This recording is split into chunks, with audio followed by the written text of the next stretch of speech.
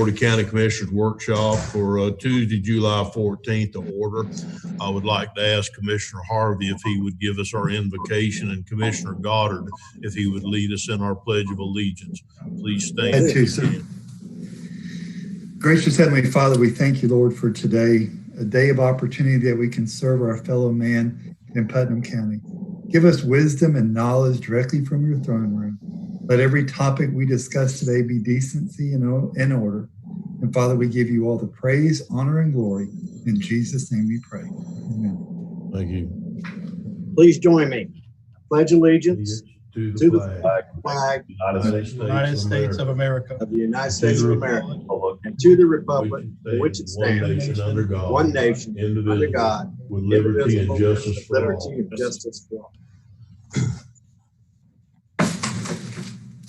Thank you, Commissioner Harvey, and thank you, Commissioner Goddard, for that. And we're going to enter into public comment. And while we usually do the public comment, Laura or Rich, do you want us to go ahead and read all the emails during regular public comment? And then the people who want to call in or Zoom in, let them call in or Zoom in at 2:45. Is that satisfactory? Yes, Mr. Chair, it sounds good. Okay, Laura, if you are prepared, would you go ahead and read in the email comments that were sent to us? I think you have 21 of them or so. About that, yes, sir. Okay. All right. The first one is from David Wade, 126 Rain Tree Woods Trail, Palaca, Florida. And it says, from the desk of David Wade, the city's part-time mayor of Palaca, Florida, Terrell Hill, has a radical left-wing belief close to those of Black Lives Matter, that the monument of the Confederate soldier nearing 100 years ago at our county courthouse needs to be removed. He stated it has intimidated him for the last 20 years to walk by it. His personal reasons or race does not reflect the opinions of the Putnam County taxpayers. We need to vote on it, and meanwhile, it needs to be protected. But at last, the city's police department report to him. The best alternative is his resignation ASAP to avoid an obvious conflict of interest, while the Putnam County Commissioners review his request on July 14, 2020 in their board meeting to settle the matter. Meanwhile, I have petitioned the board to send Hill a cease and desist order, muting his one-sided opinion that only cites division and racial tensions among all of us. In addition, more than 630,000 Confederate soldiers of all colors died as a result, with only 2% having ever owned a slave. This next one is from Cheryl Newton Dollar. It says Palaca address and phone number blocked. I have 4 comments. 1, the city of Palaca has already mandated the use of face masks. The county should do the same. 2, the malt meat oak, the only criteria to apply to this tree is its health. A tree has never lynched anyone. Lynchings and other crimes are only committed by evil human beings. 3, the Confederate statue was erected in 1924, long after the Civil War ended, and after the erection of the memorial to those who died in World War I. I believe the statue should be moved to Westview Cemetery. The statue offends me personally almost as much as the glorification of the Confederate battle flag. Both are symbols of hate. In my family, I have one relative who served in the Confederacy. Another relative served in the atrocious action which removed Native Americans from their lands. This country has a long way to go to come close to repairing the damage. My great uncle was murdered by the Ku Klux Klan in 1926. The date is significant because the 1920s was the heyday of the KKK. 4, almost single-handedly, Peter Hagen brought an end to the KKK in Putnam County. I am not under any illusion that there are not KKK wannabes alive, and well evidenced by the number of Confederate battle flags I see in this county. There should be a memorial of some kind to honor Sheriff Hagen.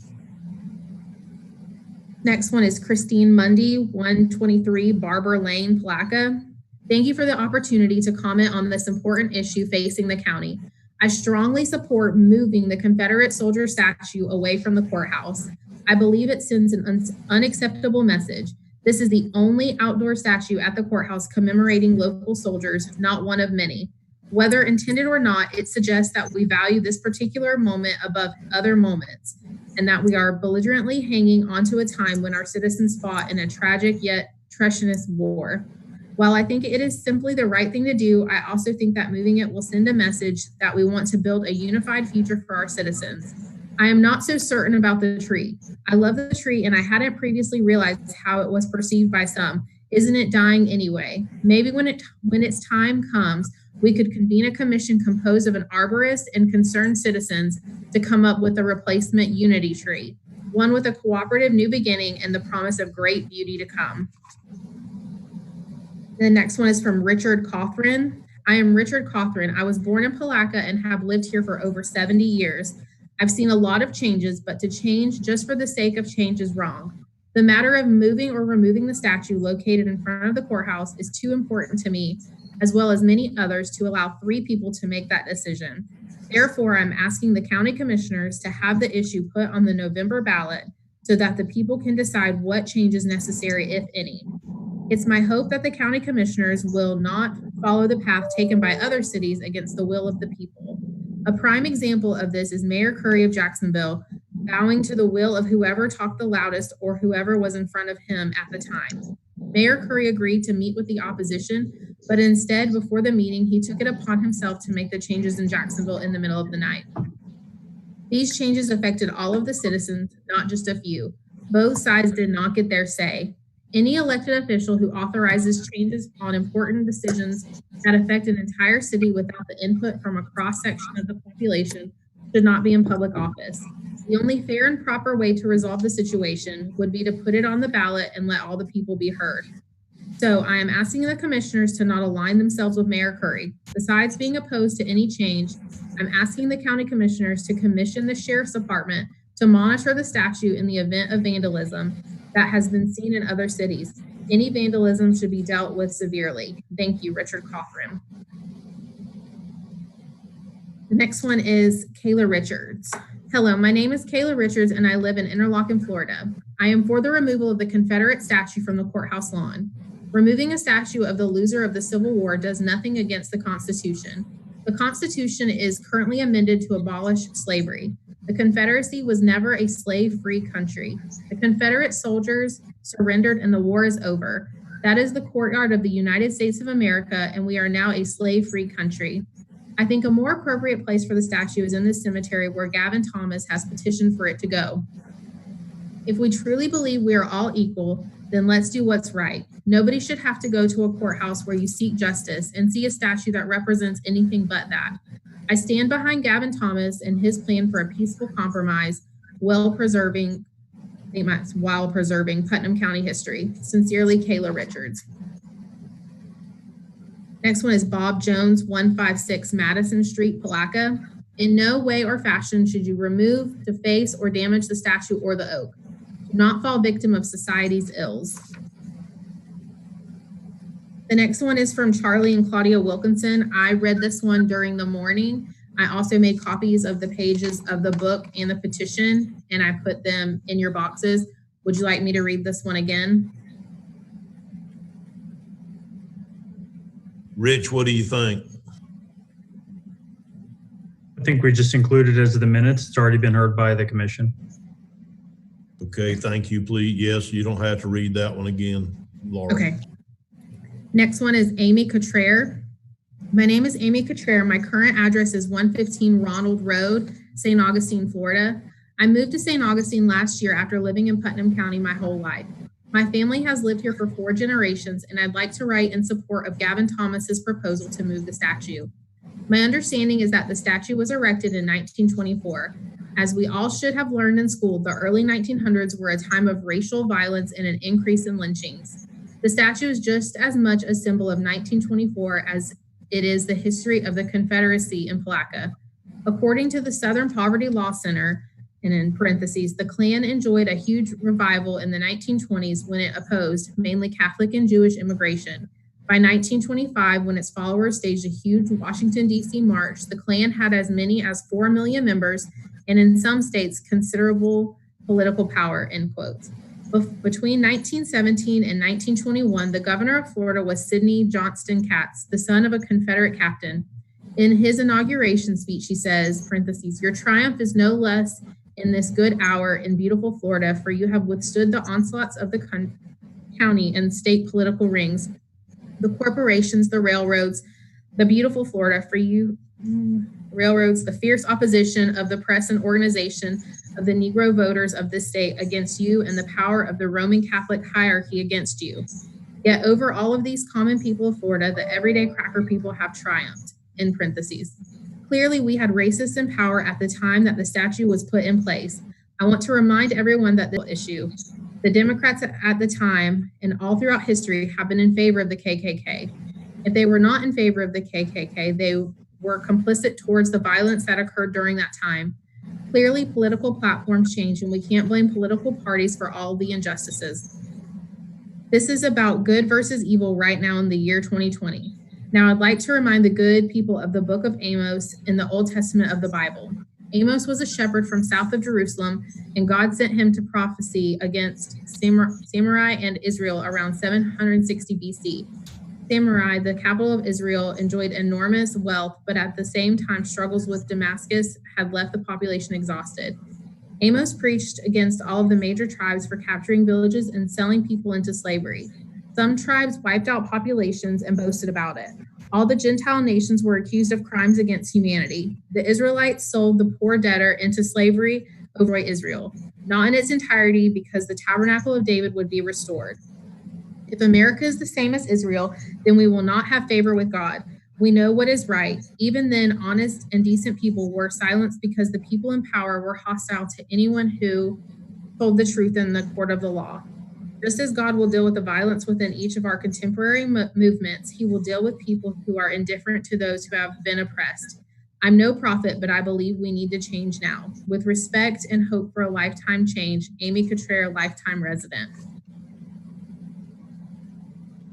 Next one is Rita Zimmerl, 376 County Road 309, Satsuma. Please read this at your meeting on Tuesday, July 14, 2020. As I stated before, we need more monuments to history, to people, to events. We should not destroy the ones that we have. We need to add them, enrich our visions of the past, give people something to research why it's there. The monument isn't the issue. The issue is that people want to change history. They all want to erase the bad, the part that they don't and won't understand. They don't want to learn from it. They only want to believe they have the right to change everything that stands against them. You now have people protesting at NASCAR races when the national anthem is played. They got away with doing it during NFL games, so they will continue until someone stops them.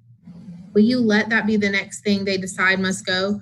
Will you cave in and have the Black national anthem played at your commissioner meetings? When will you take a stance that the monument has been there nearly 100 years and should stand at least another 100?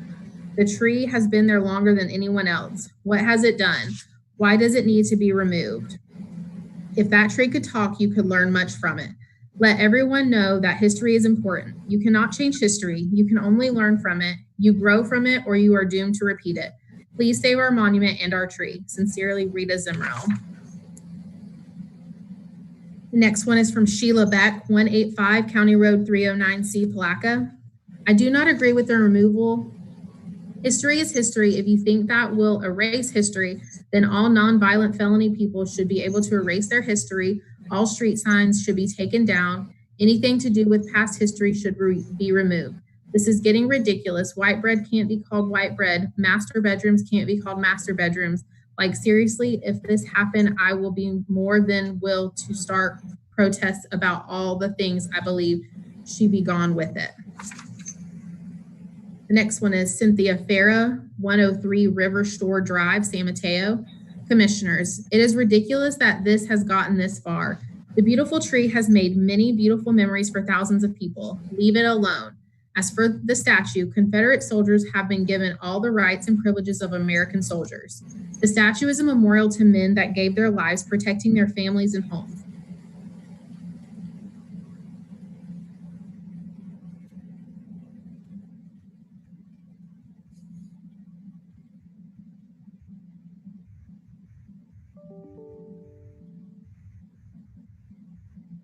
Oh, Hey, I lost her. Yeah, I've lost her too. I think her feed Jacob just Hang on. I get her. hang on. They probably bill us by the word. We went over our limit. Might be having a meltdown. Yeah, Chairman Turner, you can't expect you to read 21 letters. I mean, Well, you know, a while back, we made the comment that on regular meetings, those would just be entered, given, sent to the commissioners and to read, and also put into the correspondence file. But I believe because we're virtual, I think that we're going to have to continue reading these. I think what we're going to try to do maybe after today would be perhaps to maybe limit the character, the words, to a smaller amount, to where someone would be able to fit them within the 3-minute section. But that's something for another discussion. You ought to do. Ms. Parsons got kicked out. She's working on getting back in. Okay. She is in Mr. Commando's office. That explains it. What did you hear last? I think that you're on Amanda Sheridan's letter, or the one before it. Cynthia Farah, I think. Cynthia Farah? Okay. Let's hope. All right. Commissioners, it is ridiculous that this has gotten this far. The beautiful tree has made many beautiful memories for thousands of people. Leave it alone. As for the statue, Confederate soldiers have been given all the rights and privileges of American soldiers. The statue is a memorial to men that gave their lives protecting their families and homes. Be brave, show some courage, stand up for your heritage. Leave it alone. Cynthia Farah. The next one is Amanda Sheridan. My name is Amanda Sheridan. My husband and I both have lived in Palatka our whole lives. Some of my favorite memories as a child and as an adult are directly related to how our community cares for each other. If someone is sick, it affects us all. If someone is hurting, it affects us all. I've always felt pride in our ability to feel such compassion and empathy for one another. So many times I have seen our community come together in support of each other, no matter what is causing the hurt. Why is this situation being treated differently? Some things shouldn't define or change our character. Some things shouldn't cause us to be unkind. I've attempted to imagine this several ways. This is a scenario that I think helps define my gist and what I wanted to express here today. If I had an item in my home that offended someone, I would remove it, not because I felt the same offense or because I even understood the offense. I would remove it, no question. Even if I don't understand the hurt, I wouldn't want to cause anyone pain. It isn't my place or anyone else's to judge someone else's level of hurt or pain. I would also like to add, if there is an overwhelming outcry from a certain group to salvage these items, let the upkeep fall on them. The county should not be asked to sustain items that offend. We should be an inclusive county. We should be an inclusive people. In the end, if this divides us, we aren't the county I grew up loving, deciding not to move away from and to raise my own children in. Final point, please be kind. The next one is from Judy Adams from East Palatka. I request that the county commission place the issue of the statue and trees on the next available ballot so all legal citizens of Putnam County can have a voice in this matter. The next one is Diana Sullivan, 338 Crescent Lake Shore Drive, Crescent City.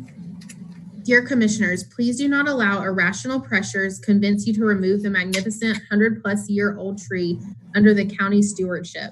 These old trees are priceless. Symbols of oppression can be imagined everywhere for some individuals. Allowing any oak tree to be destroyed because they were big trees with large branches and may have been used for lynchings will doom all of our legacy trees. It would make more sense to ban rope. If you give into this demand, the resulting instant gratification will be short-lived and the next legacy oak will be on the chopping block and gone forever. I requested info regarding a proposal regarding funding for the care of the tree. I am awaiting info from Commissioner Pickens. I would like to start a crowdsourcing request for donations to care for the tree as an answer to the critics who claim the tree is a burden to taxpayers. Thank you for listening, Diana Sullivan. The next one is from Kathleen Fulton. To the Board of County Commissioners, I understand there is a request to remove the Confederate statue from the courthouse lawn, along with a demand to remove all oak trees. I have given much thought to this issue, agonized over it as to how I wish to take a stand. The truth is both sides have legitimate claims, and a win by either side will do nothing to improve racial tensions and will do even less to improve the lives of the citizens of Putnam County. The American people have been manipulated by media, politicians, and public organizations that have their secret agendas that thrive on the conflict and ill will between citizens. As a human, as a Christian, I cannot in good faith support any statute that would demean another child of God. At the same time, I cannot support a demand that refuses to recognize that the Civil War was far more complex than reducing everyone to a good side or a bad side. Time does not allow a complete history, but certain facts must be on the record. Most of the soldiers fighting for the Confederacy did not own slaves. On the other hand, many Northerners profited from slavery by having a cheap source of goods for their factories. The country was only 80 plus years old when the war started. Many of that day may have heard relatives recount their fight for freedom in the Revolutionary War. And whether we agree with them or not, they may have seen themselves as engaging in the same activity. Even less recognized by the public is the fact that 4 slave-holding states remained with the Union and practiced that diabolical practice throughout most of the war. 2 states did not end the practice until the ratification of the 13th Amendment. The foregoing suggests the American flag, Old Glory herself, is also an emblem of slavery. Is this the next emblem to come under attack? Where will it stop? My recommendation would be for our county to have a memorial garden where statues or memorials to soldiers from all wars were present. During my history research, I came across a letter from a Confederate soldier. It was not a grand document, rather it was a matter-of-fact instructions to his wife on how to dispose of the pigs so that she would have money to feed herself and her children. You may choose to see in the statue as the proverbial plantation master, or you may choose to see the frightened husband and father who worried how his family would survive without him. We win when we understand why the other side sees what they see. Regardless of the statue's location, I suggest we add a display stand that explains the history of both viewpoints. I suggest the oak tree issue be dismissed. Kathleen Fulton. The next one is Renee Maltby.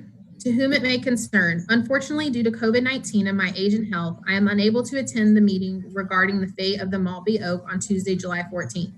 As a granddaughter of Hubert Maltby, I have strong feelings about this issue and request that the following statement be read on my behalf. Unlike those statues of marble and iron being dismantled all over the country, hated because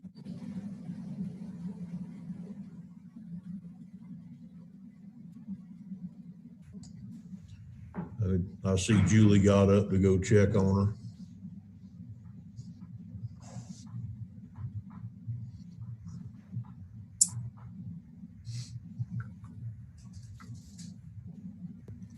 Hang on 1 second. Thank you.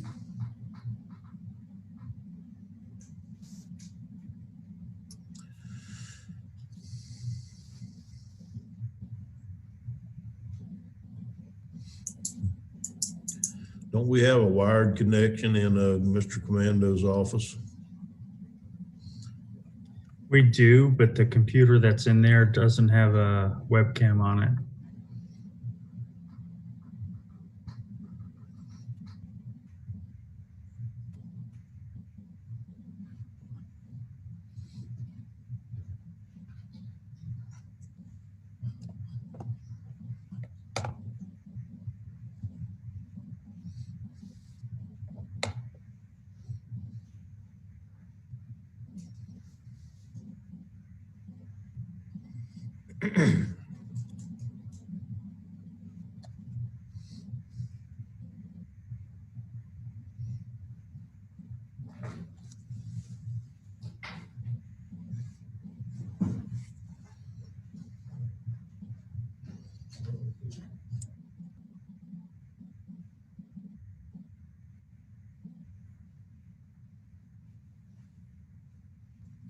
Jacob's fixing her stuff, but I'm going to continue reading on her behalf until they're back up.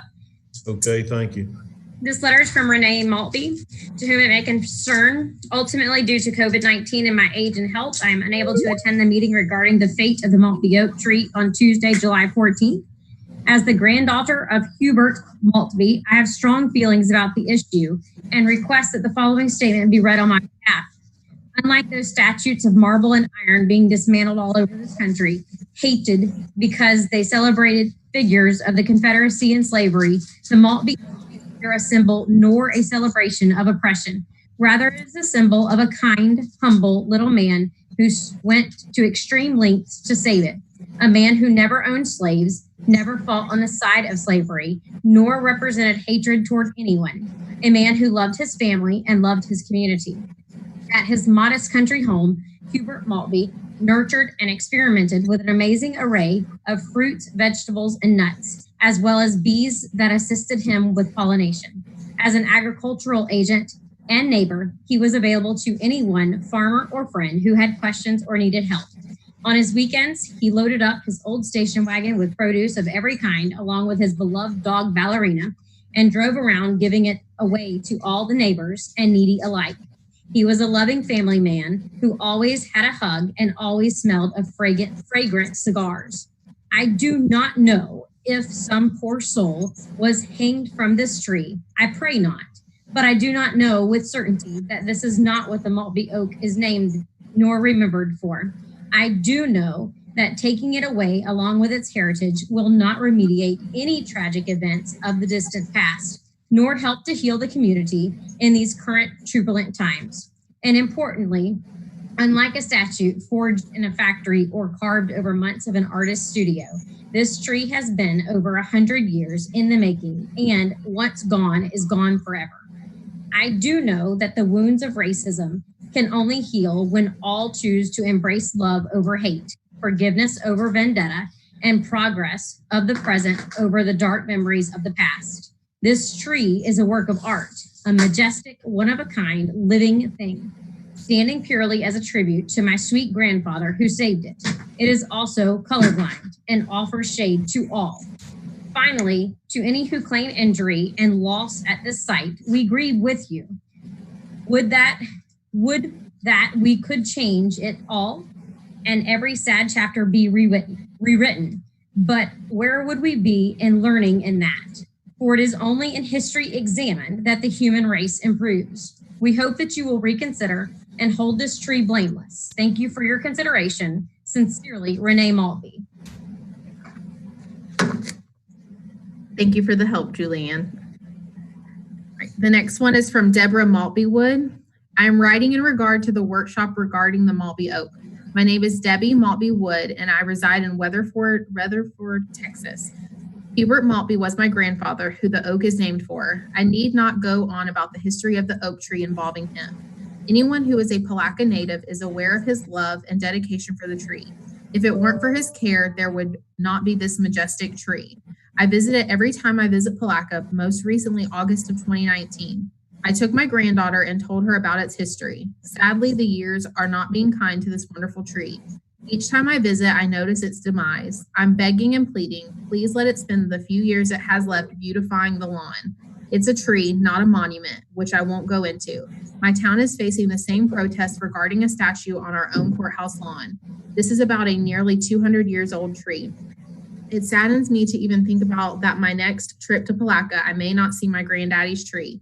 Please don't let the influence of some disgruntled people cause the death of our historic Maltby oak. Thank you, Deborah Wood. The next one is from Steve and Lynn Hilker. To the Board of County Commissioners of Putnam County, Florida. Please demand proof, if any exists, that the Maltby oak was ever used to hang anyone. The most learned treatise on the history of Putnam County, Florida is Professor Brian E. Michael's epic work, The River Flows North, published in 1976 by the Putnam County Archives and History Commission. This extensive scholarly history of Putnam County, Florida does not mention one single incident of any extrajudicial executions or hangings of any kind or nature whatsoever in Putnam County. The only hangings that ever took place on the grounds of the Putnam County Courthouse were lawful executions ordered by a court as a result of murder convictions, rendered by juries after trials to consider charges of murder.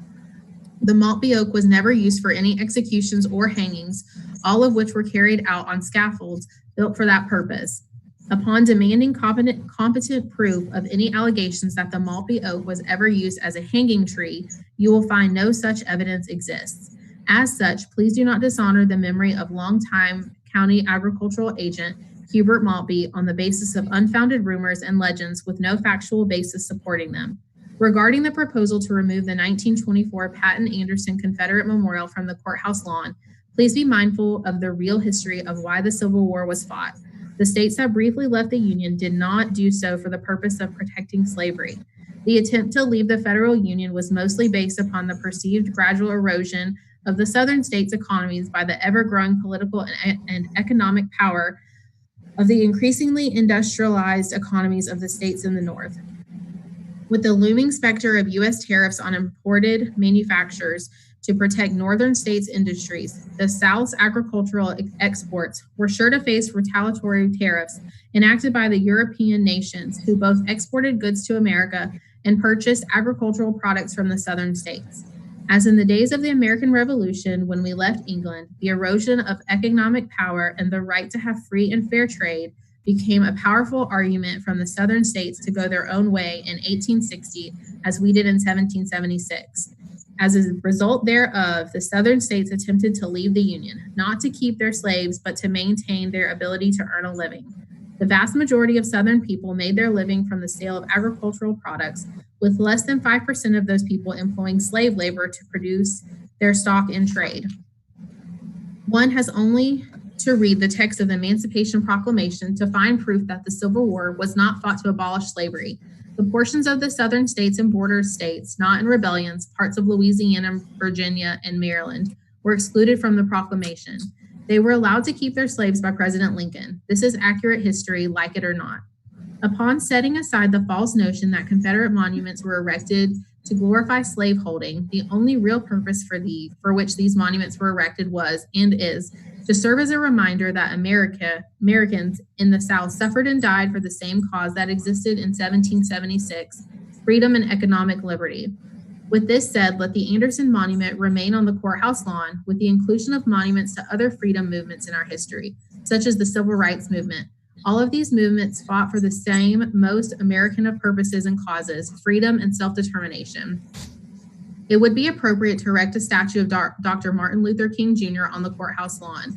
Tearing down historical monuments is not what free countries do. Rather, it is what restrictive and totalitarian governments do to suppress freedom. Better to add more statues of freedom, loving heroes, than to tear down historical monuments. Respectfully submitted by Stephen Lynn Hilker, longtime former residents of Putnam County, Florida. The next one is from Sharon Maltby Kennedy. To the Honorable Board of County Commissioners of Putnam County, Florida. It is a fact that all living things must die. Therefore, I accept the fact that one day this beautiful tree will no longer be part of our community. The Maltby oak, as it has been known due to the honor bestowed upon County Agricultural Agent Hubert Maltby, has through the years been the focus for a meeting place for families and friends. On numerous occasions, the oak served as the backdrop for two lives becoming one as couples married in the shade of its beautiful branches. It brings memories of local artists peddling their wares, and don't forget the lights that ordained it during the Christmas seasons. Symbolically, its branches have reached so far within our community that it is a significant historical landmark for many citizens of Palaca and the surrounding communities. The tree is a lot like the man whose name it bears, the Hubert Maltby oak. Hubert Maltby, having the knowledge as an agricultural agent, was able to save several limbs by cutting out the rotten portion, filling the cavity with cement, and wrapped it with porous cloth, likely burlap. In time, the bark grew over the repair, and the branches became strong again. I understand that the reason for this meeting agenda item is to do to people thinking the tree might have been used for hangings and therefore wanting it destroyed. When Mr. Maltby was digging in the branches of the tree, he found 2 or 3 rings that in earlier days were used to tie their horses while they took care of business in the courthouse. I greatly disagree that this tree was used as a hanging tree. Destroying the tree for this reason and having no proof of it ever being used as a hanging tree would be a disgrace to the name of Hubert Maltby and the righteousness he stood for all of his life. I should know I was his daughter-in-law. I would like to suggest that a moratorium for 6 months to 1 year be enacted, and at the end, an arborist assessment would determine the future of the tree, not demonstrators' pressure. Thank you for your consideration of the above information concerning the future of the Maltby oak. I look forward to the right decision for the right reasons. Sincerely, Sharon Maltby Kennedy. The next is from Judy Lucia. I oppose the removal of the statue and tree. They are both protected by laws. I am a proud USA citizen and refuse to accept any of these past and new demands from this Marxist group BLM. Tavell Adams has gone to Washington, D.C. and bragged about having a huge BLM protest in Palaca, Florida. We have collected almost 4,000 signatures in favor of the tree and statue compared to BLM's 1,300. Now they want to change the county's name. It is not about the statue and the tree. It is about control of the nation. Their protest was peaceful in Palaca only because the people who were against BLM didn't show or were silent. We didn't want destruction. A business owner told me the other day that they are marking her business now in Palaca. If we agree, they win. Judy Lucia. The next one is from Major Benjamin T. Maltby III. I am the great-grandson of Hubert E. Maltby, and I am writing in regards to the issue of the Maltby oak. This tree has been around for approximately 165 years. It has been a visual landmark for the city of Palaca and the greater Putnam County community. It has provided shade for artisans, memories for those exchanging vows, and an enduring symbol of perseverance and restoration. Now with recent events, this historic symbol is under attack for what people, not the tree, may have done. Perhaps the greater issue is the disgrace of a man and his family who have served not just Palaca, but the entire nation. First of all, the issue of the statue and the Maltby oak should be considered separately due to there being no link between the two. Hubert E. Maltby was born in Ohio and served in World War I before moving to Putnam County prior to 1900. He was an honorable man who represented the county in the field of agricultural. Additionally, 3 of his sons served during and after World War II. To this day, his family still continues the legacy and tradition of service. Additionally, others in the Maltby family have been professionals who have significantly contributed to their respective communities. Reporter and author Eric Avenir reported on the protests concerning this issues at the courthouse. In his article, he quoted the reason for the removal of the tree with no substantial evidence. To quote from the article, and while there may not have been any hangings with this particular oak trees have been known in the African American community to be used to hang people in our community. The irrational labeling of an oak tree as a symbol of racial injustice is the crux for why this issue is before us today. If we are to follow this logic, we would be forced to cut down an explicable amount of trees based on the wrongs of humanity. Trees are part of our environment, and we have a custodial and ecological responsibility to preserve these vital resources. To this date, no credible evidence has been brought forth to verify that anyone was hung from this tree. For those who knew Hubert Maltby, he was a man who cared for his family and community, who never spoke ill of anyone, regardless of their background. Unknown to most, he actually harbored a man who was fleeing persecution in South Georgia. Despite some negative sentiment from others, Hubert Maltby provided protection and help to this man. This individual became a family friend and now has a daughter who serves as a judge in Georgia.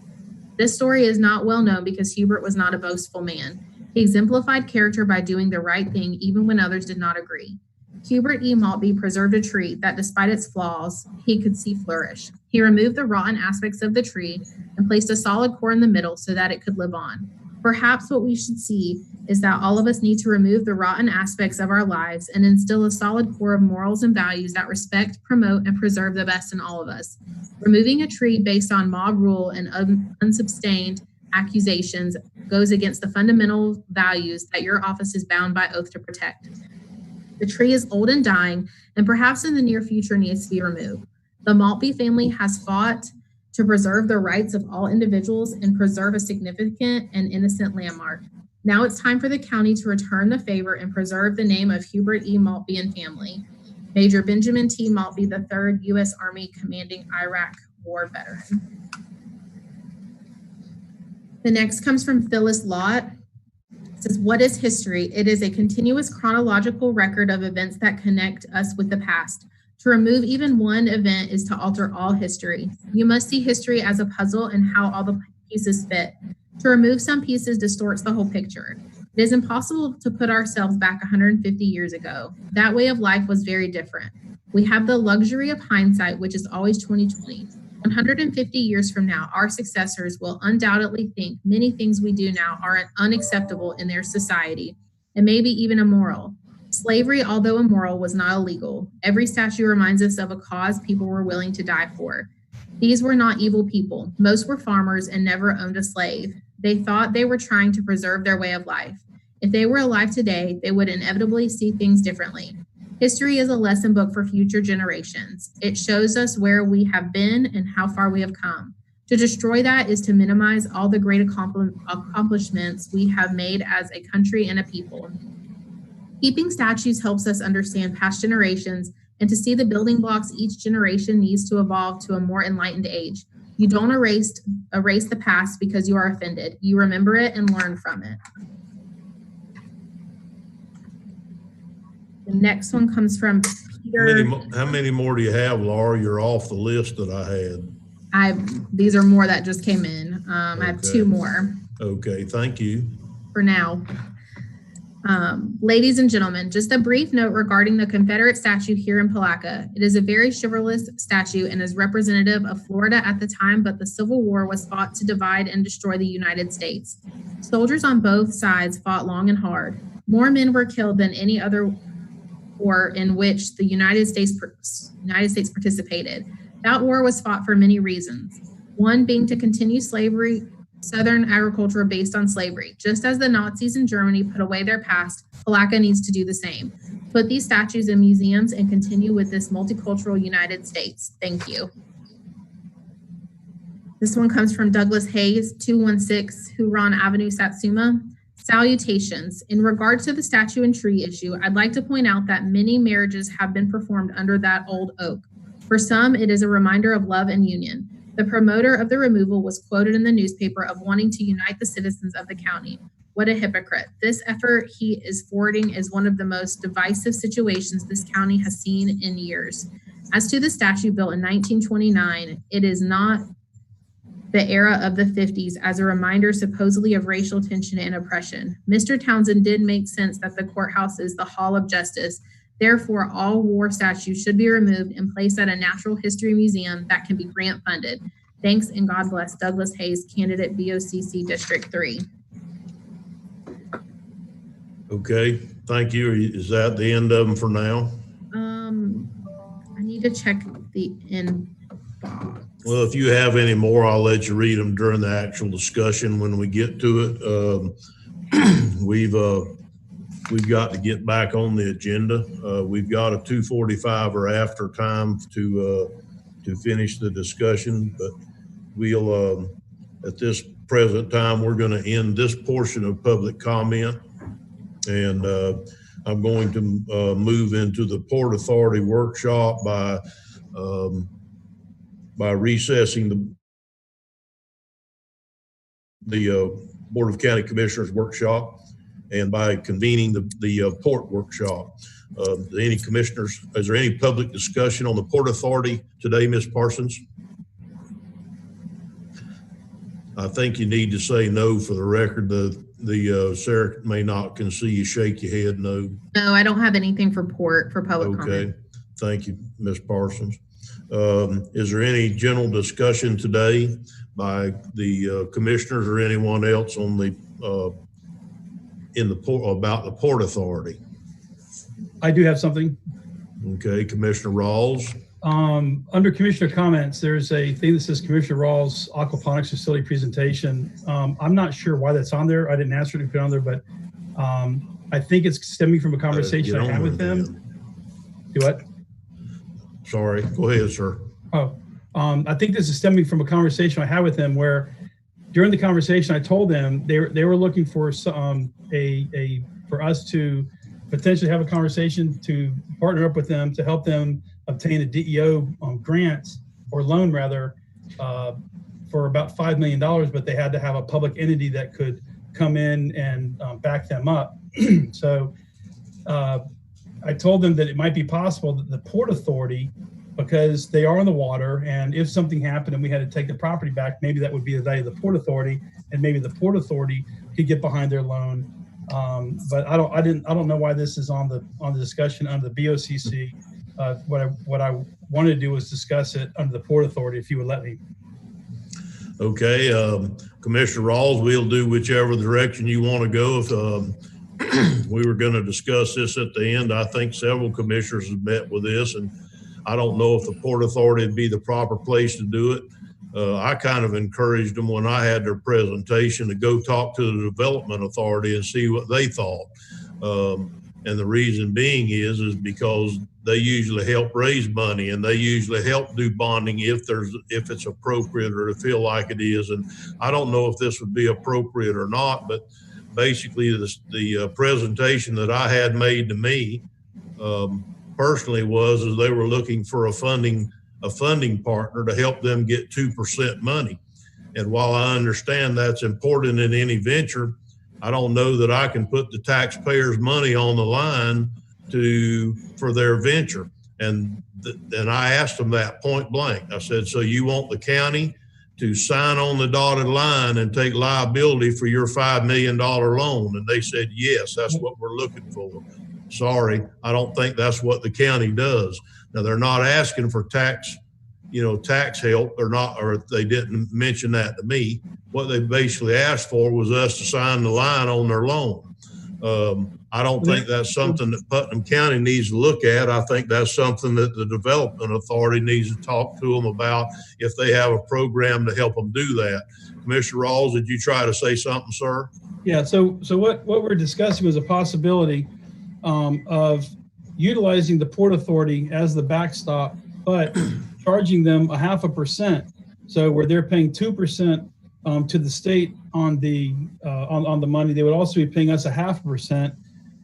So it would actually be a revenue generator for us, not just putting ourselves at risk. And my understanding, and I did ask them to send me over their business plan. I haven't reviewed everything they've sent yet, but in the original tranche of information they sent, there was no business plan.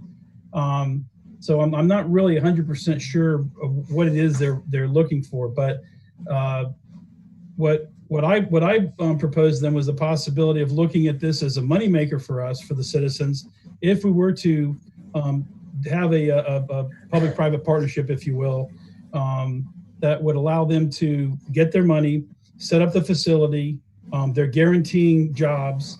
From an economic development perspective, there's a plus there for us, but also not do this for no fee. But they said they agreed they would be willing to pay I just threw 0.5 point out there, and he said we would be willing to do that. So just food for thought. But I didn't want to have this conversation under the regular BOCC, but because it would involve the Port Authority.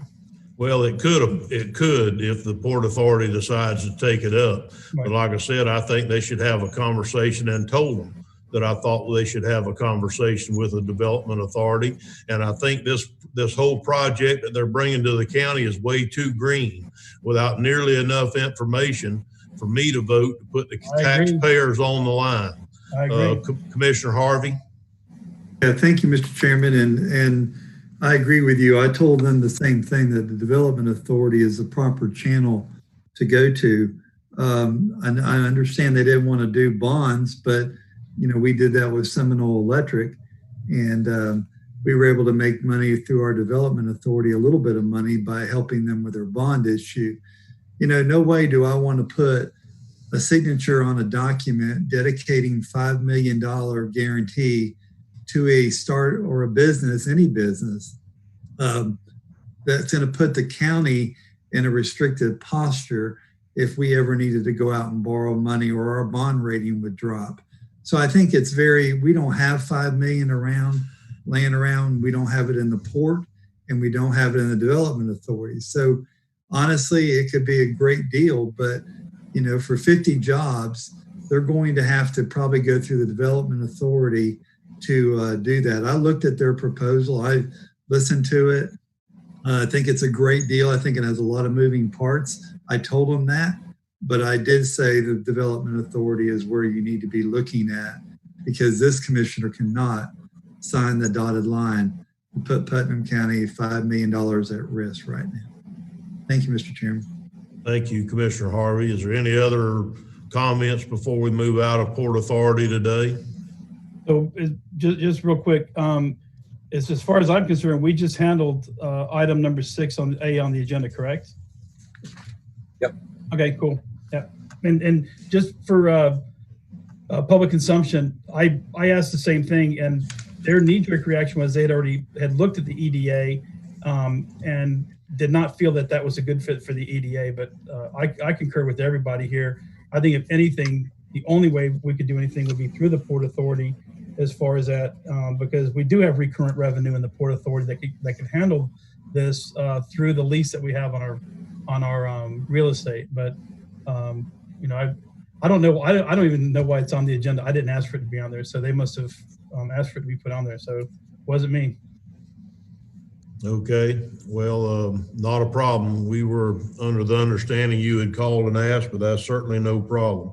Is there any more discussion on the Port Authority items? If there isn't, then we're going to adjourn the Port Authority workshop, and we're going to reconvene the Board of County Commissioners workshop and move on to item 4A, which is general services, property purchase offer. Ms. Young. Yes, sir. Thank you very much. As included in your workshop agenda item, we have been contacted, or my department's been contacted by a representative of a adjacent property owner in the Kenwood subdivision who desires to purchase these 4 parcels and wanted to know if the commission would be amenable to selling them. The parcels are small and do not meet a buildable lot size, so they really would only be useful, in our opinion, to those adjacent property, or to that adjacent property owner. Public Works additionally reviewed the parcels and does not see any need to retain them either for the current and or for the future. So if the BOCC deems the property to be surplus, quote unquote, and or the sale of the property to be in the best interest of the county, then the county's procurement ordinance allows for the sale of the property under section B, which states, in accordance with the procedures set out in Florida Statutes 125.34 subsection 2, a private sale of property may be made when the parcel is of insufficient size and shape to be issued to a building permit, and or when the value is $15,000 or less, and when, due to size, shape, location, and value, it is only of use to one or more adjacent property owners. Staff is seeking direction from the BOCC on if the property can be deemed surplus and a sale negotiated.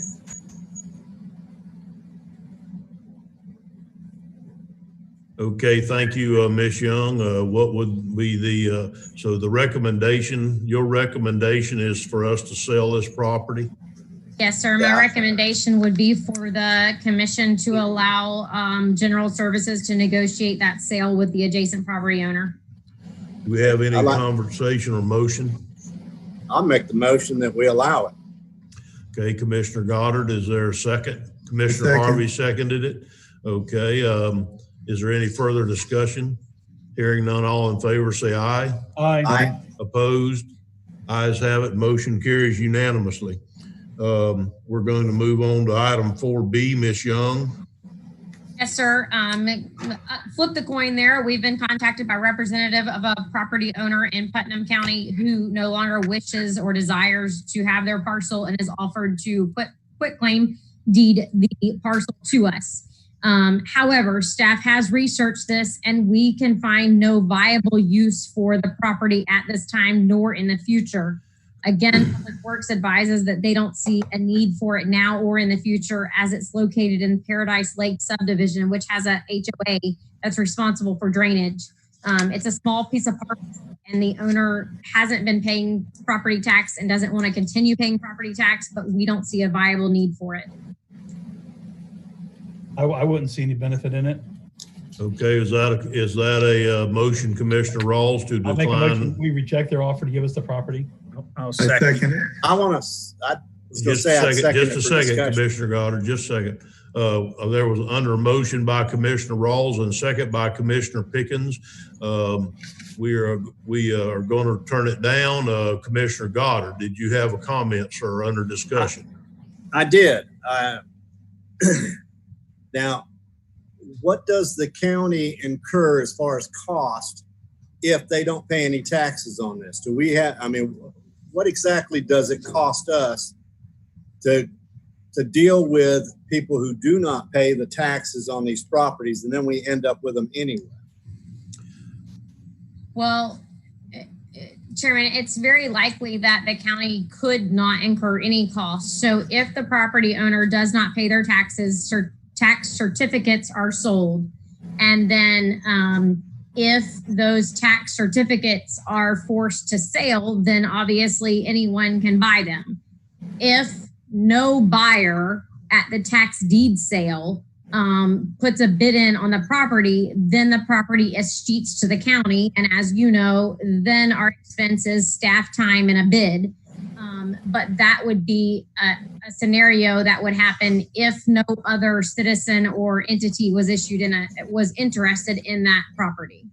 Okay, I'm good. Mr. Harvey, did you have a comment you wanted to make, sir? You're good? Okay, thank you. So we have a motion on the floor to reject the offer. Is there any further discussion? Hearing none, all in favor say aye. Aye. Opposed? Ayes have it. Motion passes unanimously. We're going to move on to 4C, which is Parks and Recreation, the floating dock. And, you know, I'm going to try to cut through the chase on this one. I know Kevin's with us, but I'm going to try to cut through the chase. Basically, in a nutshell, we got a dock out there that's a few years old. They've been spending about $1,000 to $2,000 a year to fix this thing. Because it keeps breaking in a certain spot, and the permanent fix on it's about $8,000 or $8,500 or something. So can we just, this is going to be a long meeting. Do y'all mind if we just go ahead and just move right on and let Kevin go get it fixed? Yeah, Kevin, did you want to say something after all that, sir? Yes, sir. I can make it even shorter. I literally just got an email in from the Recreation Trails program that says we can't do either one of these two items that you have in your packet, that because of the grant that we received from the Recreation Trails program, that we have to purchase an installation of the accessible canoe kayak launch was one of the main elements, and therefore we have to replace it with something similar to that. So if you're okay with it, I would like to go ahead and just remove these two estimates that we have, and let me go back to the drawing board with a couple of other contractors to see if we can find a solution that will put us back into the good graces of the Recreation Trails program. I have a conference call set up with them for later this week so we can talk over some of the issues and come up with hopefully a solution. And then I can get those prices back to you, and I can bring this back to a workshop next month. Okay. Yeah, that's fine by me. So Kevin's going to withdraw 4C and 4D and go back to the drawing board because what he's thought he could do, he would not be in compliance with his grant that we received to work on that property. Is that correct, Kevin? 4C, yes, sir. 4D yes, is a Pico Road. Okay. Chairman, if I could Okay, so I'm sorry. 4C, yes. Mr. Chairman, can I ask a question? Sure, Commissioner Rawls. Kevin, I was there at the opening last year. The dock's not that old. Is this not covered under warranty or under maybe as a blatant defect? It was covered under warranty, yes, sir, up until July the 3rd. But my point though is if it broke under warranty, then broke again, to me it seems like it's a latent defect, and we need to go back to the contractor to give us an adequate solution. I just don't see us buying something that keeps breaking because it was defective from day one. Yes, sir. I would tend to agree with that. But we had a phone call with the architect, the contractor, the manufacturer. We all had a conference call, and the manufacturer, AccuDock, said that this was really designed to be put on more like a pond or a lake, not something like a river. That they would honor the 1-year warranty that came with the product when they installed it from last year. But after that, we would be responsible. So errors and omission insurance from the architect wouldn't kick in and cover that? It's just, somebody made a mistake, I understand, but it shouldn't cost us again to have to fix somebody else's mistake that was made once upon a time. That's just my personal opinion, but I think that we should go back to the engineer and or the architect and ask them to take a look at this. Maybe they need to pay for this repair if they spec'd a product that was not to be used in an open body of water like that. Commissioner Harvey. Yeah, I thank you, Mr. Chairman. I agree with Commissioner Rawls. They knew where this dock was going when they engineered it, when they designed it, and when they put it in. They installed it. And Kevin, I think honestly we can't keep being held hostage as we go down the road where we can't do a repair. I think they're going to have to do exactly what Commissioner Rawls said. it's time for them to step up to the plate. You knew you put it on a river. Unless you can prove that you sent us a document stating it shouldn't be on the river, you're on the hook for it. Commissioner Pickens? Yeah, I agree with Mr. Rawls and Commissioner Harvey. I know we can make this thing go away with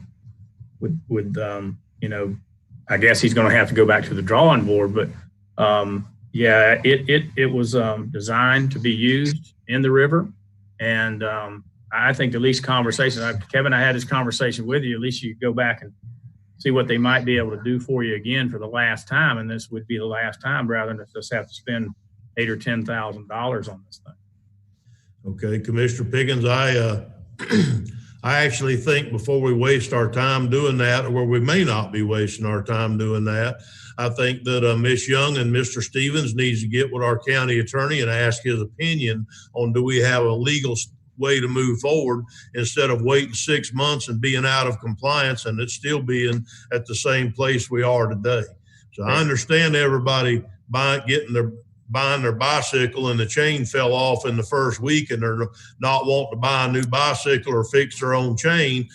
But I'm just saying that we need to see if we have a legal avenue instead of just that in our theory, we think it's a wrong thing to do. So my suggestion is first steps, Kevin, would be to get with Ms. Young and to get with Mr. Commando and see if we have a legal step forward to ask them to pay for this. And if not, according to our attorney, we don't have a legal way forward, then go ahead and start your direction to see where we need to get to fix this. Yes, sir. Absolutely. I agree with that.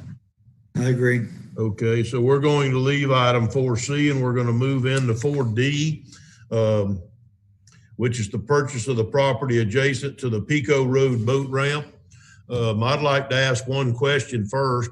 Is this one lot or the two lots that's adjacent? Because when I was first told about this, it said that there were two lots, but it's only pointing to the lot that's not adjacent, but skip the lot adjacent and then the next lot up Pico Road.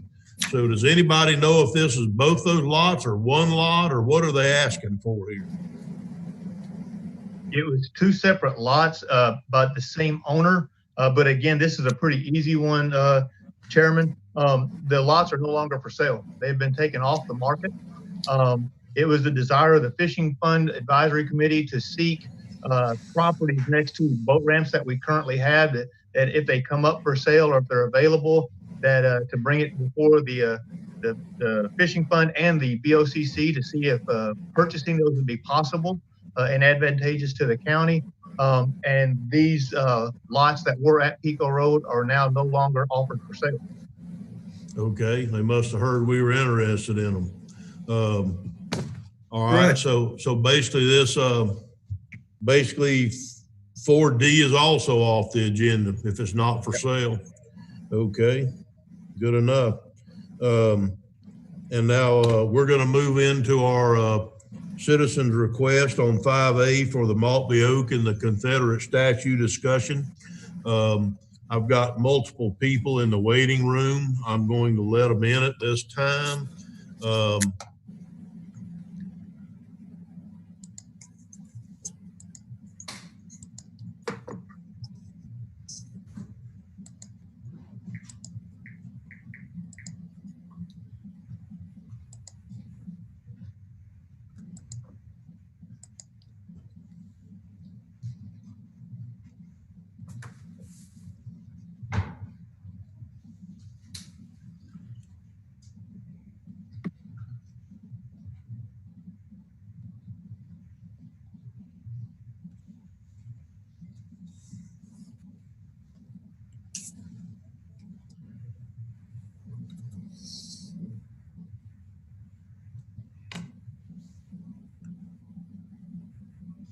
Okay, it looks like everybody that was in the waiting room has now joined the meeting. So I have a list of speakers who have requested to speak today. And the first one, I understand that Mr. Gavin Thomas and Mr. Tavell Adams and Ms. Leonard are all together today. And so I'm going to ask them if they would go first in giving their short presentation to the committee.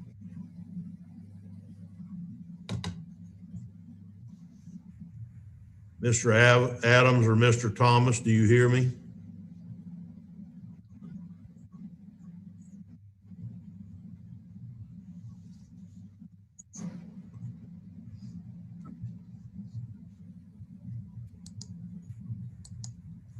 It may be them calling in here. Can y'all hear us, Mr. Turner? Yes, I can now. Yes. Is this Mr. Adams or Mr. Thomas? Mr. Thomas? Okay, thank you. All right. Just really quickly, I am sitting right next to Mr. Adams and Ms. Darnisha Leonard. We're going to give our presentation together. I know that y'all wanted to keep it between 5 to 10 minutes, but hopefully by the three of us being together, we can kind of shorten the time period too. But without a doubt, I'll kind of start my spiel first. I find it sad that nearly 750,000 Americans had to die in one of the most brutal conflicts this nation has ever faced, just for us to still be as equally divided 160 years later. Are we still picking up the pieces, or did the war really ever end? We know today in our modern society that the morals and values placed upon the foundation of the Southern Confederacy were wrong. There's no arguing that, and anyone who chooses to do so is either blind or a fool, or possibly even both. However, to insinuate that an entire society of people are somehow not truly American is false. 21st century morals and values do not apply to those dropped into a different time and dealt a different hand of cards. The Confederacy fought a war against the government, and that's the premise of the American ideology in the first place. This is almost certainly why, even now, the Confederacy is such a disputed part of our culture. Now, to you, that may sound absolutely ridiculous, but you have to understand that that generation's fathers and grandfathers had just fought the British for American independence. The Civil War, like most wars, was not about right or wrong. It was primarily fought by the youth of a nation who did not truly know why they were fighting in the first place. They did, however, understand that they were dying and that many of them would not be coming home. To this day, the Civil War is still the most brutal and vicious war we have ever been involved in as a nation. And we fought it right here on American soil in our own backyards. This was not some faraway land. These battles were fought right here at home. Battles that cost the lives of hundreds of thousands of men, an entire generation wiped from existence. My ancestors were among them. They were there upon the fields of Shiloh and Chickamauga. They were there at Gettysburg and Spotsylvania. They were there as Richmond fell and Atlanta burned. Don't allow a modern perception of patriotism to reflect the ideals of the past. To deny these men, both North and South, a shred of respect is degrading to the American way of life. From a Southern perspective, the moment the Confederacy died, it became immortal. And a lot of people somehow can't grasp the reality that former Confederates didn't just disappear after the war. They took the oath of allegiance and became Americans again, just like everyone else, and contributed to society. Some of it good and some of it bad. Some of them joined organizations such as the Klan, while others changed their outlooks entirely and helped fight for civil rights. After the Civil War, most of the things built up from slavery were gone. The great southern cities, the big houses, the plantations, they were all gone. The antebellum South was burned to the ground, and for the most part, it was virtually destroyed. Most people don't understand that it took almost 30 years for the southern United States to overcome the aftermath of the war. It has obviously taken our society much longer. I, for one, will never deny the evil that slavery is. To do so would be perpetuated arrogance on my part against the African American community and many of those that I love and consider my friends. However, I cannot deny my ancestors' rightful place in American history and will always choose to honor and respect his views of which he felt so strongly enough to fight and die for. I will continue to fly the Southern flag, and every now and again you'll catch me whistling Dixie. Not because I hate someone or something, but because it's a part of me and I'm a part of it. People like me will forever be caught in between Southern pride and Southern blame, but my willingness to seek dialogue, productive change, will not be faltered. One of my favorite stories comes from shortly after the Civil War. An ex-Confederate general by the name of Fighting Joe Wheeler led his men into battle during the opening scenes of the Spanish-American War. His command consisted of Southerners as well as Northerners and two of the best black cavalry regiments, better known as the Buffalo Soldiers. While leading his men into battle, Wheeler exclaimed, "Let's go, boys, we've got those damn Yankees on the run again." At which point his adjutant had to tell him, "But sir, we are the Yankees now." That is American. That's the old South and the new South, the lost cause and reconciliation. That's why we should firmly be established on there's no North, no South, no black, no white, just American. I respect your right to disagree with me. However, I do not wish to be made your enemy. I encourage you to talk to your neighbors, call up your friends, have uncomfortable conversations. I'll never ask you to be complacent or ignore the things that cause you anger and frustration. I'm not responsible for our nation's past. However, I am responsible for its future. I won't advocate for the destruction of monuments, but I'm open to peaceful and proactive solutions to relocate or move them. I, for one, consider myself to be the monument. I'm a testament to the Old South. Their legacy is represented through me, and all that I ask is that you sit down and talk. We'll get a lot more accomplished that way. So in an effort to find peaceful compromise and preserve Putnam County history, with the help of multiple city and county organizations, as well as the help of Tavel and Darnisha, we prepared a plan to present to y'all in the hopes that this compromise will be agreeable, acceptable, and understanding. And at this point, I'll let Tavel take over.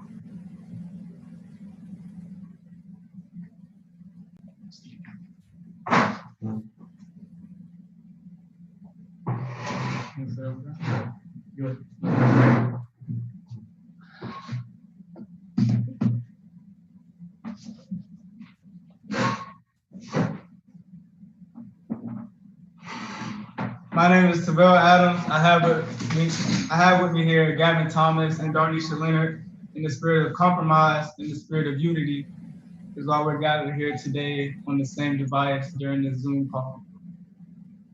We want to represent the younger generation, and we want to show that 18, 20, and 22-year-olds have the courage and capabilities to not only have discussions about topics such as these, but put action behind it.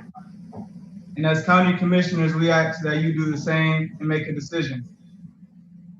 Through the course of several weeks, we've had meetings, conference calls, tours, interviews, talks with many different people from different walks of life, and articles written about this journey in various cities such as Jacksonville, Gainesville, St. Augustine, etc. We and other colleagues have came up with a plan of compromise in the spirit of unity to present to you all today. With this well thought out plan, we know that this issue is not to be taken lightly. We know that everyone will not be pleased, but this will be one step closer to unifying our county. We ask that the Confederate Memorial on the courthouse lawn be relocated to Westview Cemetery, because it is more appropriate for a Confederate statue to be in a place where many Confederate soldiers were laid to rest, rather than a Putnam County courthouse where our citizens go to seek justice and a fair trial. We ask that a walkway, private gate, and a historical marker is placed where the statue will be relocated. We don't want to take away history.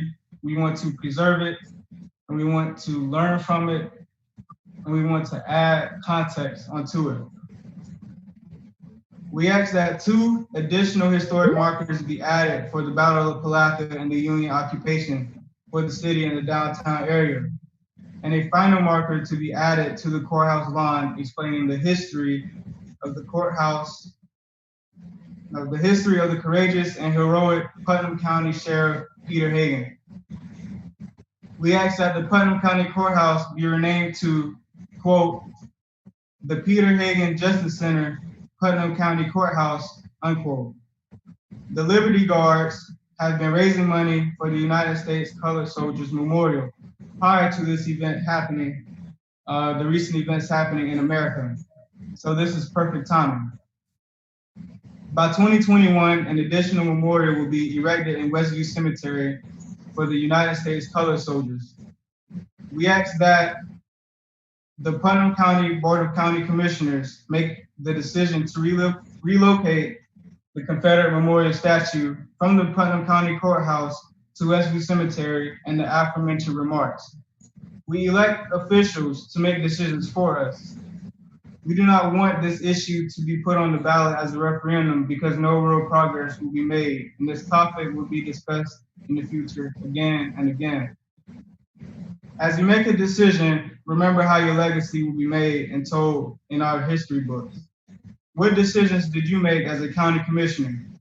Did you vote to unify our county, or did you vote for the statute to stay and be put on the ballot so that our county can be divided longer? Thank you.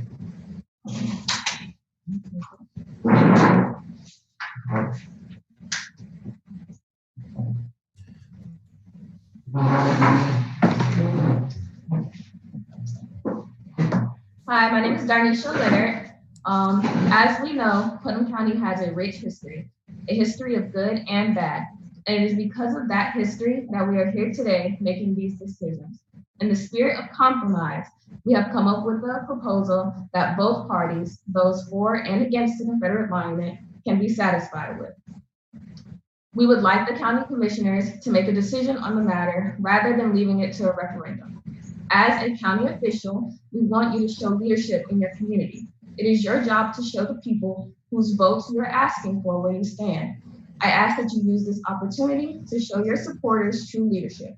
As we can see, many leaders in different counties, cities, and states are doing what the people elected them to do, lead.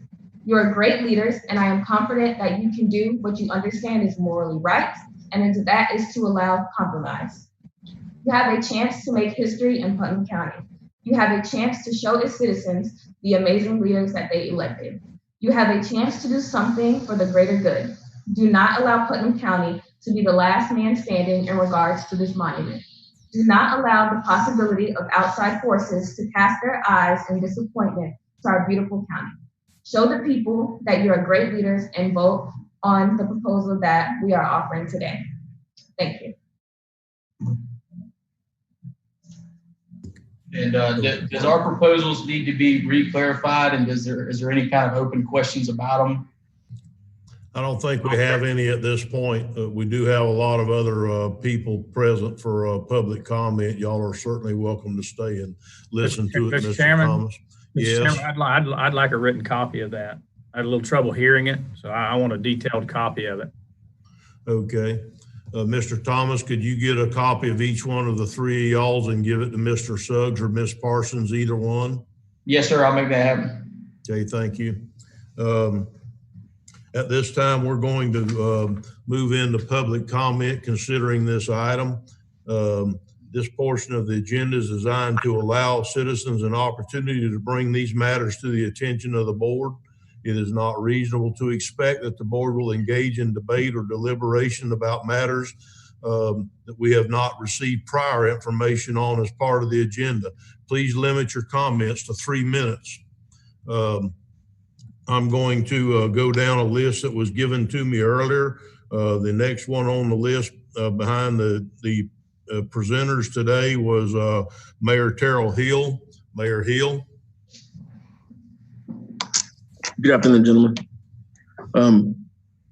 And I stand here today really touched by what I've heard from the young people.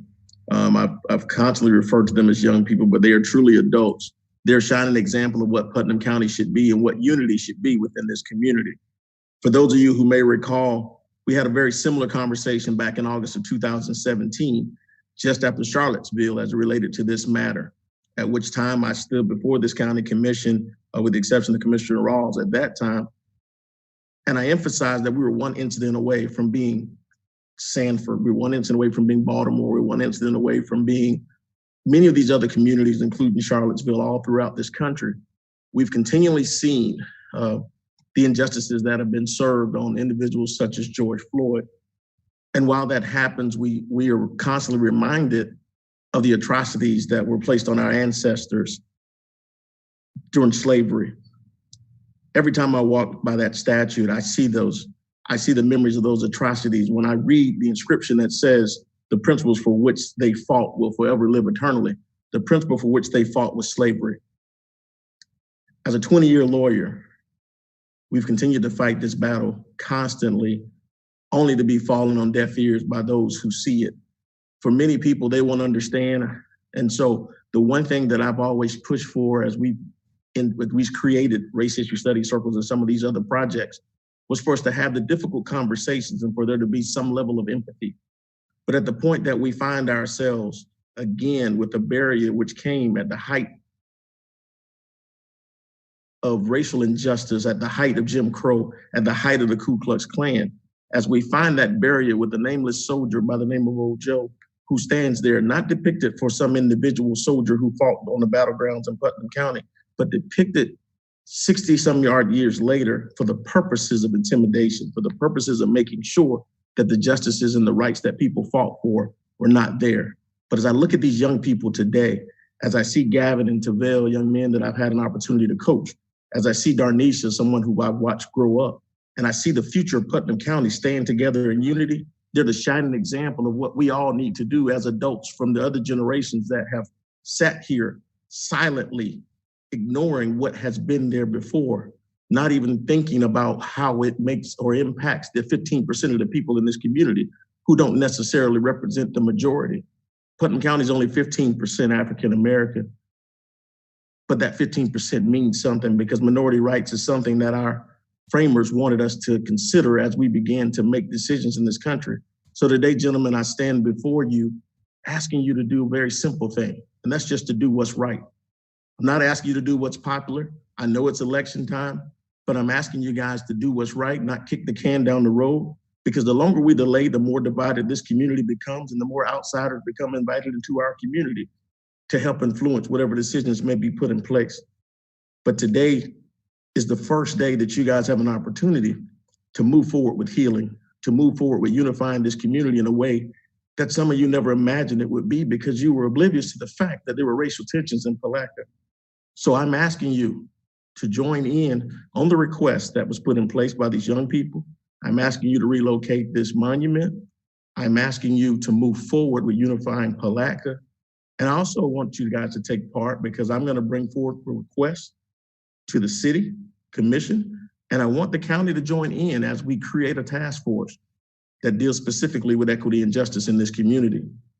Because while those people say that we don't have an issue, I've watched Facebook, I've watched comments, I've watched the internet, I've watched Jacksonville TV on our own posts, and there's a problem in Palatka with race relations.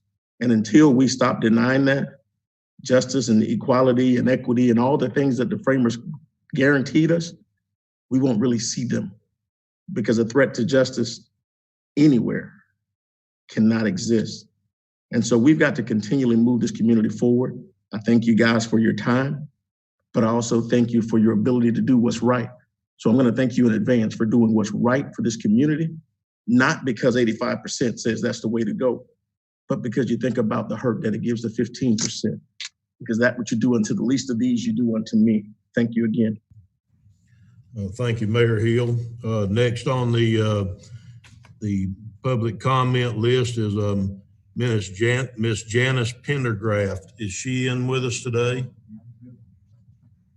Miss Pendergraft, are you on with us today? Okay. I don't see her. Okay, well, I'm going to skip over her for now. And next one on the list is Mr. Pete Ackerman. I think I saw him with us today. Yes, Pete, if you would try to give us your public comment now, sir. All right, thanks a lot, guys. On this issue of the soldier monument, yes, I share with our young leaders that it should be moved. I would prefer, as a Quaker, to stand on a moral footing as I make this request, but I can't. Friends from the AME Church informed me last year that even Quakers have a racist past. A few were even leaders of the KKK. But this statue must come down because it was put there at the height of the Jim Crow era in order to continue the cause of the Confederacy, a cause so clearly stated by its vice president in 1861, and I'll quote him, "Our new government is founded upon exactly the opposite idea from the US Constitution. Its foundations are laid, its cornerstone rests upon the great truth that the Negro is not equal to the white man, that slavery subordination to the superior race is his natural and normal condition." That, gentlemen, is the message the soldier proclaims to all non-whites as they pass to enter a courthouse seeking justice. And these requests today are not new. This commission and the ones before it have continued to resist the statue's removal. As other communities have risen to remove similar monuments to suppression, here is another opportunity for you to do the same, to be part of the solution. The base of this statue reads, and I quote, "The principle for which they fought will live eternally. No, it shall not." With your assistance, that principle of non-equality will no longer live in this country, in this county, and certainly not proclaimed by a Confederate statue at the entrance to this, our Putnam County Courthouse. Listen to these young leaders, Darnisha, Calvin, and Tavel, and relocate the statue. Thanks, guys.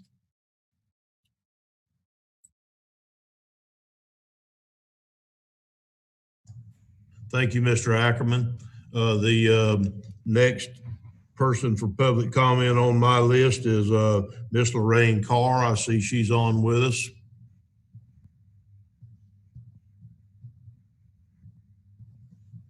You're muted, Lorraine, if you could unmute.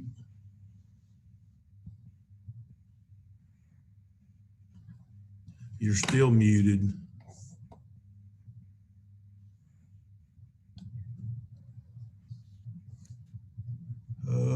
Give us just a minute. Maybe we can. Okay. Yeah, I got you now. Okay. Okay. Okay. Thank you. Good afternoon. I am not in favor of moving the Confederate monument. There has been a flawed plan presented on Facebook and to the public as a compromise. This plan supposedly was the work of the city, county, individuals, and others. We do not know who has made this plan. We can't confirm with anyone that they've worked on this plan, such as it was rumored that our sheriff was in on the planning. We have confirmed this is not true. The gentleman that has presented this compromise has said he has letters from UDC. He does not. He has committed the Sons of Confederate Veterans to financial and long-term protection of the monument once it is moved. He is not a spokesperson for SCV nor a member. Other heritage groups that he says he has support from has never heard of him. The monument has sat in its place for almost 100 years. Until recently, it bothered no one. It was put in place to honor the soldiers that died during the war and the soldiers living at the time. It was accepted by all of Putnam County as it was a big celebration. The statue is not of any well-known soldier. He is a generic soldier of parade rest from the war. It was not meant to be racist or cause hurt towards any group. It's a veterans memorial. We have other veterans memorial on the courthouse lawn. Are they going to be moved too? The fact that the unveiling took place on Armistice Day, which is Veterans Day, should tell anyone that it is a veterans memorial. We cannot show hate today for what was done over 100 years ago. These men were called to serve. They served just as any patriot does. We do not know how their hearts were or how they felt about the situation at all. They are deemed U.S. veterans today by many acts of Congress. They receive pensions and headstones. There are still families of these men in Putnam County today. What about them? Do they matter? The other things that have come up in this plan has been to made public, such as renaming the Putnam County Courthouse. Why would the county spend money for that? Why is this even a topic is beyond me. The plan is full of faults. I would be glad to sit down with the commissioners and go over each point of this plan and have a discussion about each one. I would like to say too, the one item in this gentleman's plan that is good is to have a memorial for the United States colored troops buried at Westview. This is a good idea, but upon walking through the cemetery, these graves are scattered throughout, are in bad shape. Why doesn't the gentleman and his group of people which come for reenactments get together and fix these graves and get the free headstones from the VA? They can do this as an organization without the county having to remove a 100-year-old monument. We have gone from the statue to Maltby Oak as a hanging tree, to have a memorial to Sheriff Hagan on the courthouse lawn. We've had many good sheriffs, to renaming the courthouse, to the Hagan Justice Center, to monuments at Westview. Where will it stop? We do not know who was in on this plan. As far as we can tell, it is just a narrative over a bunch of false information. Please do not cave to the mob. Keep our Veterans Memorial Monument where it has stood for 100 years. Thank you. Thank you, Ms. Carr. Next on the list is Mary Reese. Ms. Reese, are you with us?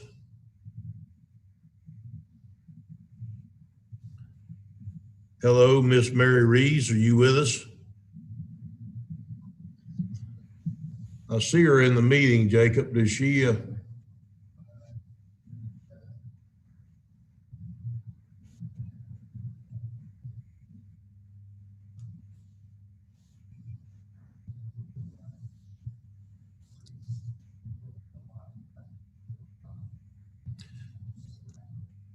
Looks like she's connecting with audio now. Ms. Reese, you are muted. If you could unmute yourself. Oh, I had to unmute myself. Sorry. Yes, ma'am. No problem. Please continue. Can you hear me now? Yes, ma'am. I have you. Okay. Ms. Reese, you are muted. If you could unmute yourself. Oh, I thought I just did that.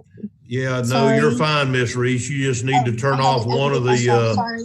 you mute your computer. Can you hear me now? Yes, ma'am, I have you. Okay. My name is Mary Reese. I live at 2509 Fairway Drive in Palatka.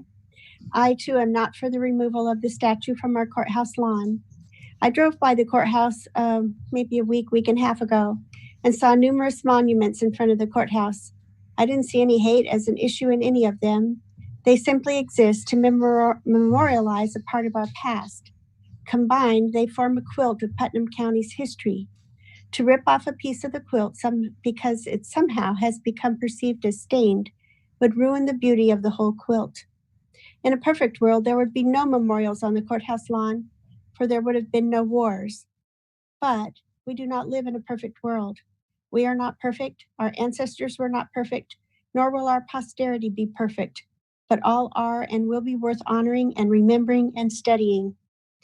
Louis L. L'Amour wrote, "A mistake constantly made by those who should know better is to judge people of the past by our standards rather than their own. The only way men or women can be judged is against the canvas of their own time. We shouldn't judge yesterday's actions by today's political climate." Our Confederate statue did not just appear one night. Many civic organizations and politicians of the day raised money, donated time and effort to place it there.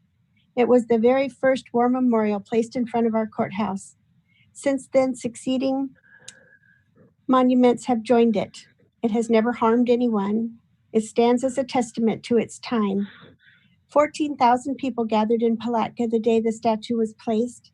The war had long since ended, but the country was still reeling from the devastations of it. Dignitaries spoke, parades happened. Businesses decorated the shops along Lemon Street in red, white, and blue. The statue's placement celebration coincided, as Ms. Carr said, with Armistice Day. We know that now as Veterans Day. It was placed in a display of reconciliation. We came together as Americans that day, not Southerners or Northerners, just as Americans. Our current president recently said, These statues are not ours alone to be discarded at the whim of those inflamed by fashionable political passion. They belong to generations that have come before us and to generations to come. I bear my testimony that the removal and/or destruction of our memorial will not change, it will not correct or erase history.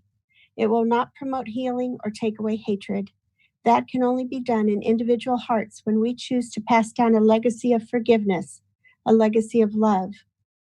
If we need a contextual statement, perhaps a plaque could be added to the base of the statue. Putnam County stands at a crossroad. Which road will we choose? I hope it's the high road. Thank you for your time.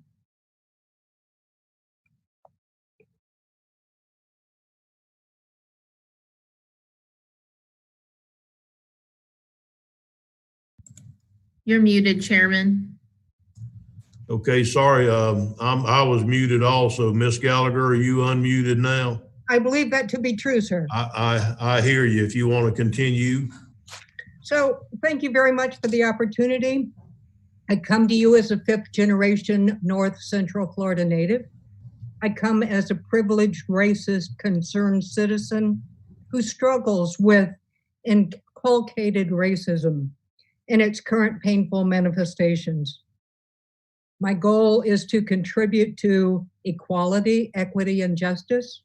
My goal is anti-racism. I come in recognition that my ancestors fought for the Confederacy and its slave culture.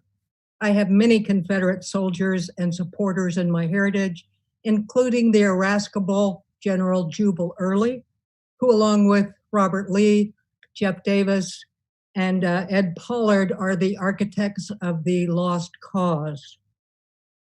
The Lost Cause is a racist pseudo-history of the Confederacy. It's called the Lost Cause as it attempts to belie this, slavery was the causal issue of the war. The courthouse statue is a monument to the Lost Cause and the ideology of racism. It needs to be moved. It's a no-brainer that the statue is offensive, dishonest, and painful. How mature do we have to be to hear people say, this hurts, please stop it? It's a no-brainer that to honor our ancestors means to move that statue to an appropriate place. If Palatka and Putnam County aspires to be an inclusive, prosperous, and welcoming community, this statue needs to go. The exemplary anti-lynching ethic and courage of Sheriff Hagan warrants an honoring of him at the courthouse. I respectfully request that we join in a strong voice for anti-racism. Enough of the Lost Cause lies, enough of the racist pain. Let's move forward. Let's move the statue. Thank you so very much. Thank you, Ms. Gallagher. The next one I don't see on us is Richard Yelverton. I don't see him on the call. So if he calls back in, we'll come back to him. Next on the list is Mr. Kevin Sarborough.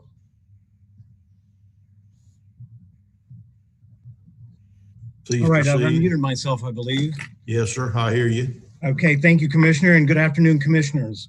You opened your workshop today with a pledge, and that was to the United States of America, and it concluded with liberty and justice for some. No, it didn't. It concluded with liberty and justice for all, and that's what we're here, especially on the courthouse grounds, and I, myself as a lawyer, I'm out for justice for all. The statue that was placed in the 20s it's a symbol. It's a symbol that was placed to send a message. And the message was sent to two categories of people, a favored category and a disfavored category. And so we have historically two groups viewing that one symbol in two manifestly different ways. It's not true that no one was ever offended by the placement of that statue. I would invite those who think that to try looking through the eyes of the people who've been oppressed in this country historically, who do take that to be an offensive, an oppressive placement of that particular statute. In this case, for me, it really comes down to that old real estate axiom: location, location, location. Mm-hmm. It is located on the main walkway to the courthouse, and it impedes your traffic. You cannot walk directly to access to justice without having to deter your path around the placement of that statue. To move it to an appropriate location will not erase history. It will stop the use of symbols of history as a tool of oppression, and it can open the arms of reconciliation between our current community, members of our current community. And I hear the argument made, well, it's been there 100 years. It's been there 100 years. Nobody's done anything about it. Well, the age of an inequity does not make it any less just. It remains an inequity. I would put to the commission that the morally correct thing is to move the statute. I recognize there are times when the morally correct thing to do does not conveniently align with the politically expedient thing to do. I would ask that you not remain tied to a historical wrong, but instead I would encourage you to embrace our collective future and remove that statue, place it in a more appropriate location, such as the cemetery. The size of the statue overwhelms any other memorial on the courthouse lawn. The placement of it is clearly and specifically placed to send a message that certain members of this community will not receive the same kind of access to justice as others. And as an attorney who practices from that courthouse, it offends me. And I'm sure the commissioners received a letter from the Putnam County Bar Association yesterday or today, in which its members, a majority of whom voted that this was an issue and a matter to be addressed by the local bar association, and took a position to please remove the statue from its place on the courthouse lawn. Thank you very much. Thank you, Mr. Scharber. Next on the list is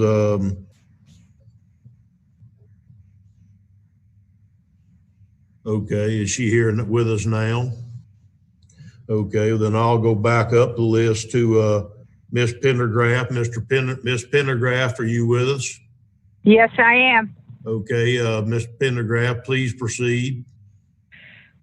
Okay. Number one, what happened between the North and South was Democrats and Republicans. And we did not have nothing to do with the blacks coming over here. I cannot help it. Their country sold them to come over here. All of our history is going out the door. We will not ever have any history from our grandkids, our great-grandkids, if we move all these statues that they want to remove. Our statues have nothing to do with the war. All they were there is to replace all that. They would look on the names. How many people have fought and save all our wars? Are we going to remove Vietnam? Are we going to remove Korea? Are we going to move World War I? Are we going to remove World War II? They fought in it. If they would stop and think, they have fought in the daggone Civil War. It's not the removal. It's our history. Our history is there. What are we going to do the rest of our lives? Are we going to just sit there with our grandkids and go to school? Oh, we don't know nothing. What about the Alamo? We had to fight. What about them? The Indians were the first ones here. We fought the Indians. Now look where they're at. They don't have nothing. We're taking everything away from the Indians. So this is not a racist thing. They're wanting to make it racist, but we're not racist. I can't help it. We didn't vote for them. We didn't bring them over here. Our ancestors did. And their country is what sold them. We didn't make them sell them. They sold them. And the daggone rich bought them. We didn't have nothing to do with it. And quit taking down our history. Our history is our history. What are they going to tell their kids? Oh, I don't know who was president. Because Washington was our first president. Now you're going to take Washington down. You're going to take Abraham Lincoln down. These are our presidents. Are we going to take, we might as well take Martin Luther King down. I mean, come on.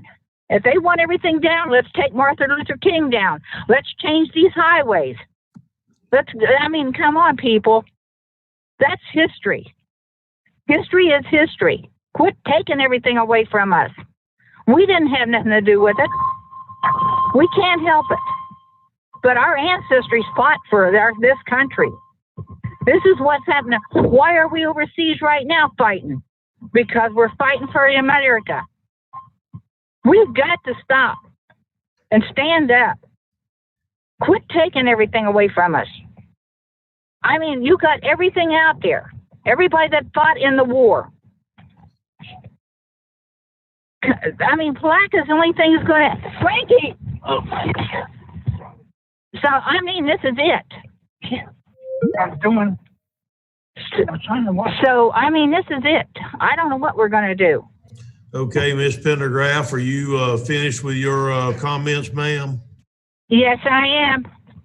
But don't take down the statue or the tree.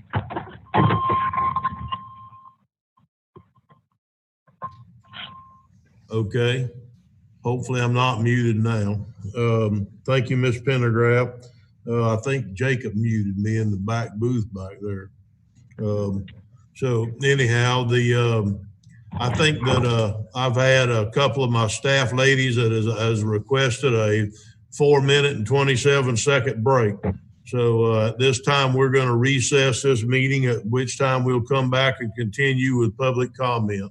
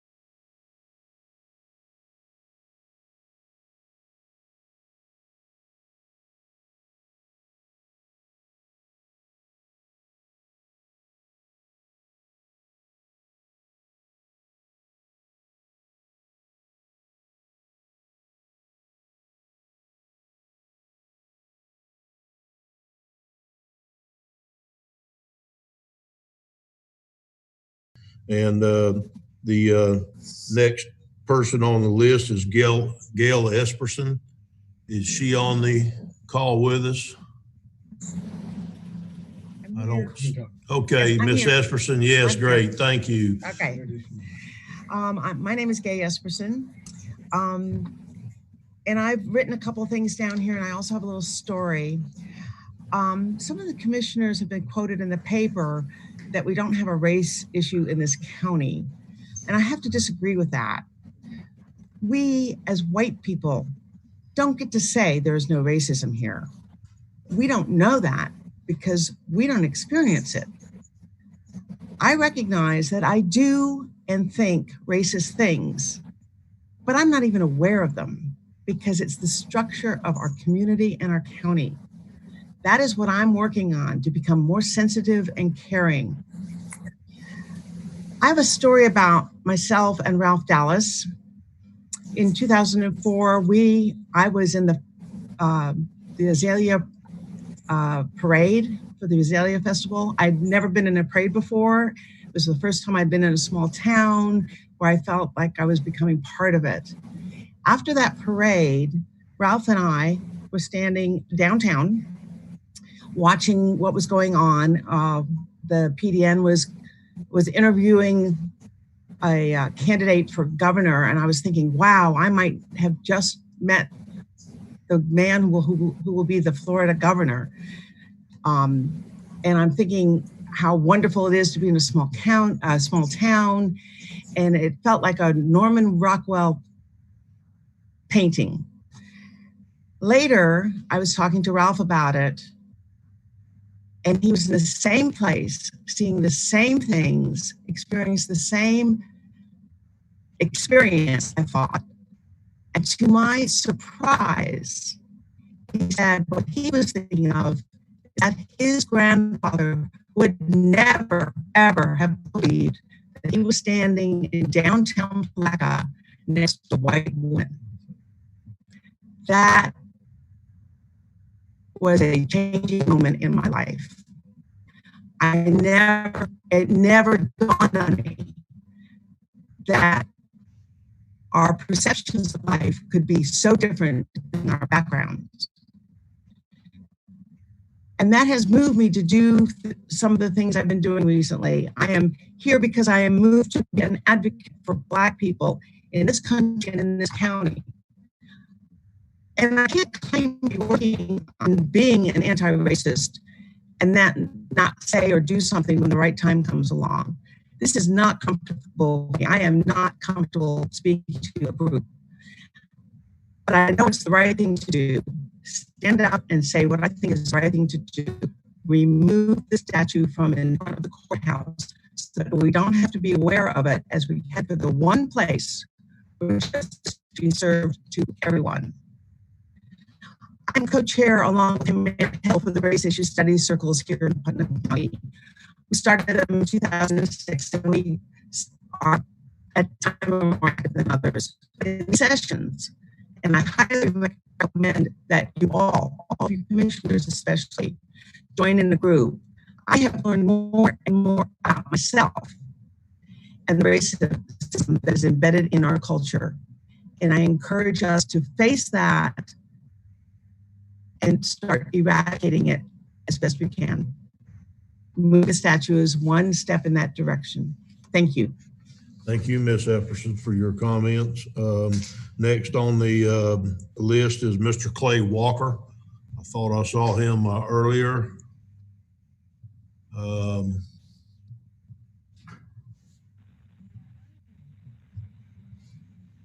Mr. Walker, are you with us? I'm there. Are you there? Yes, sir. I can hear you, Mr. Walker, if you'd like to continue.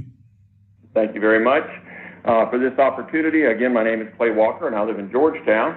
I've had my home here for 15 years. I'm a fourth-generation Floridian, educated in the state of Florida, and have worked in local and state government for over 40 years here in the state. I had some things to say. I'm sure I could debate history as so many of the people have given their version of it here before me today. But after listening to both Ms. Leonard and Mr. Adams, along with Mayor Hill, it was evident that surely myself being from a political background and working in government, for when somebody that is aggrieved has an issue and they can come before you and provide you with an easy solution to the issue, it's almost a no-brainer on how to move forward. I know probably, like me, the Board of County Commissioners are probably very proud of those young people that have done everything right to address this situation. They've come and put together a peaceful protest. There's been no violence. There's been no looting. That is the future of Putnam County. We are looking at it. You gentlemen, and of course, I've got a county public works crew out in front of my house right now that my dog's going to bark at, are basically seeing the future that'll replace all of us at some point in time here in the future, and I think we're going to be in good hands. I would like to say that I also support the moving of the monuments. If they've given you a plan which would make those people that feel aggrieved happy, then I think that's what we should be moving to do. When it comes to the tree, I hate to see a beautiful oak tree destroyed. I know it probably was not used maybe in any of the lynchings. Putnam County, based on information that is documented by the Equal Justice Initiative based out of Montgomery, Alabama, there were 3 lynchings in the history of Putnam County. And I surely would say that working with that particular organization, which is something that I would like to volunteer for with the mayor and his task force, that there could actually be a community remembrance project that assists communities in erecting historical markers that could denote those lynchings that occurred here in Putnam County, as opposed to taking down the tree, but putting that with the tree. I think that really is probably a great compromise. But I believe, again, I'll go back to the fact that here you've got a group of people that have come to you in a way that government is supposed to function, have provided you with the problem, has given you a solution that would be satisfactory to solve this issue, which is not going to go away.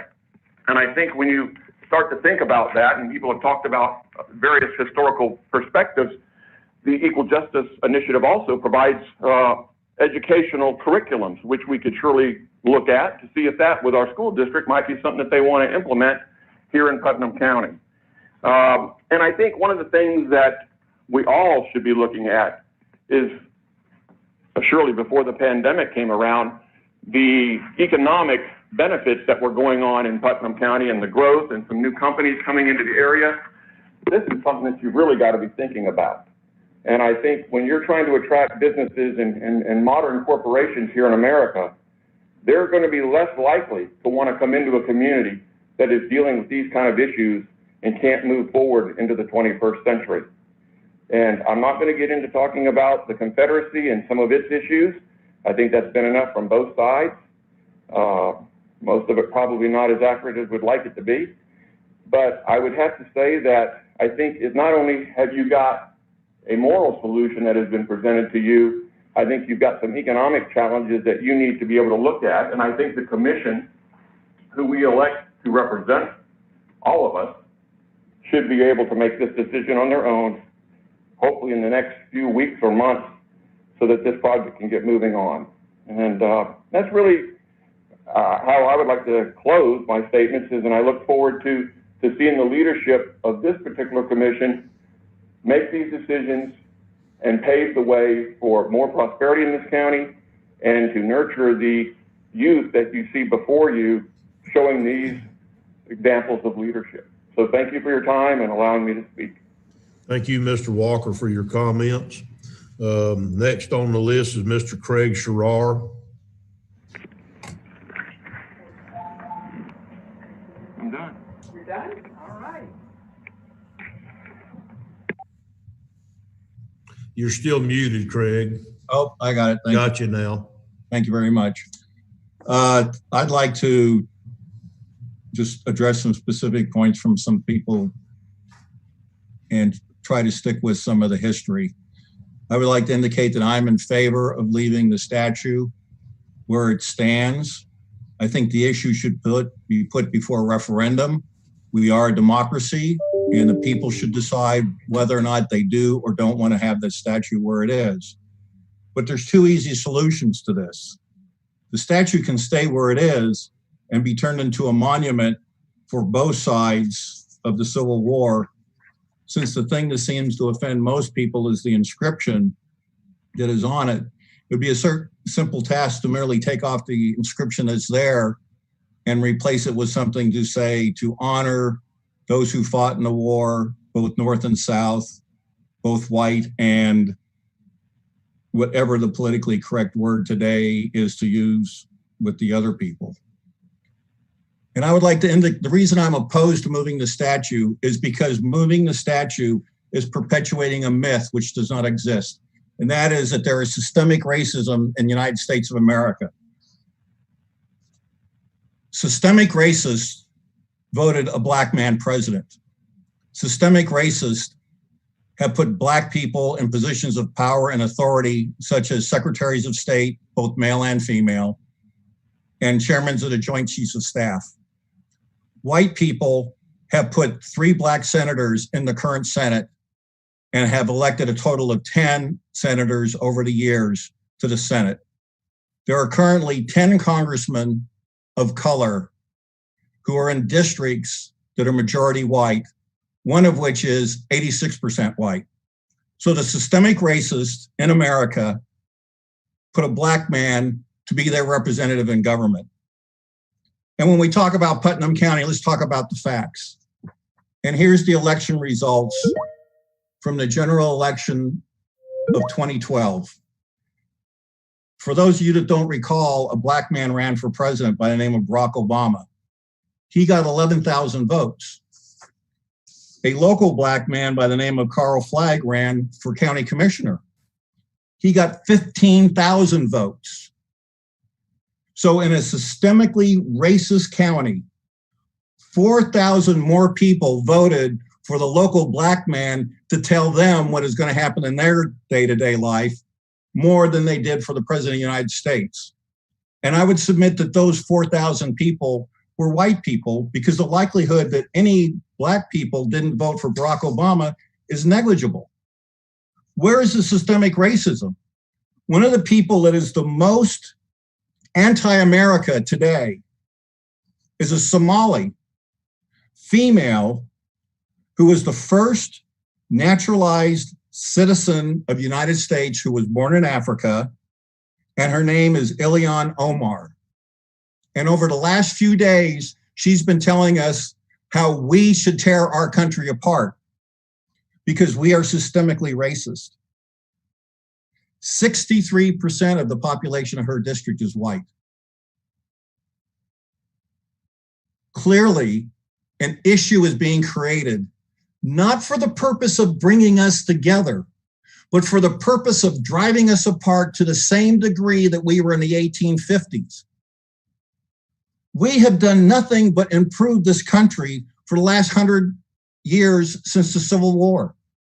And everybody wants to tell us how bad that is.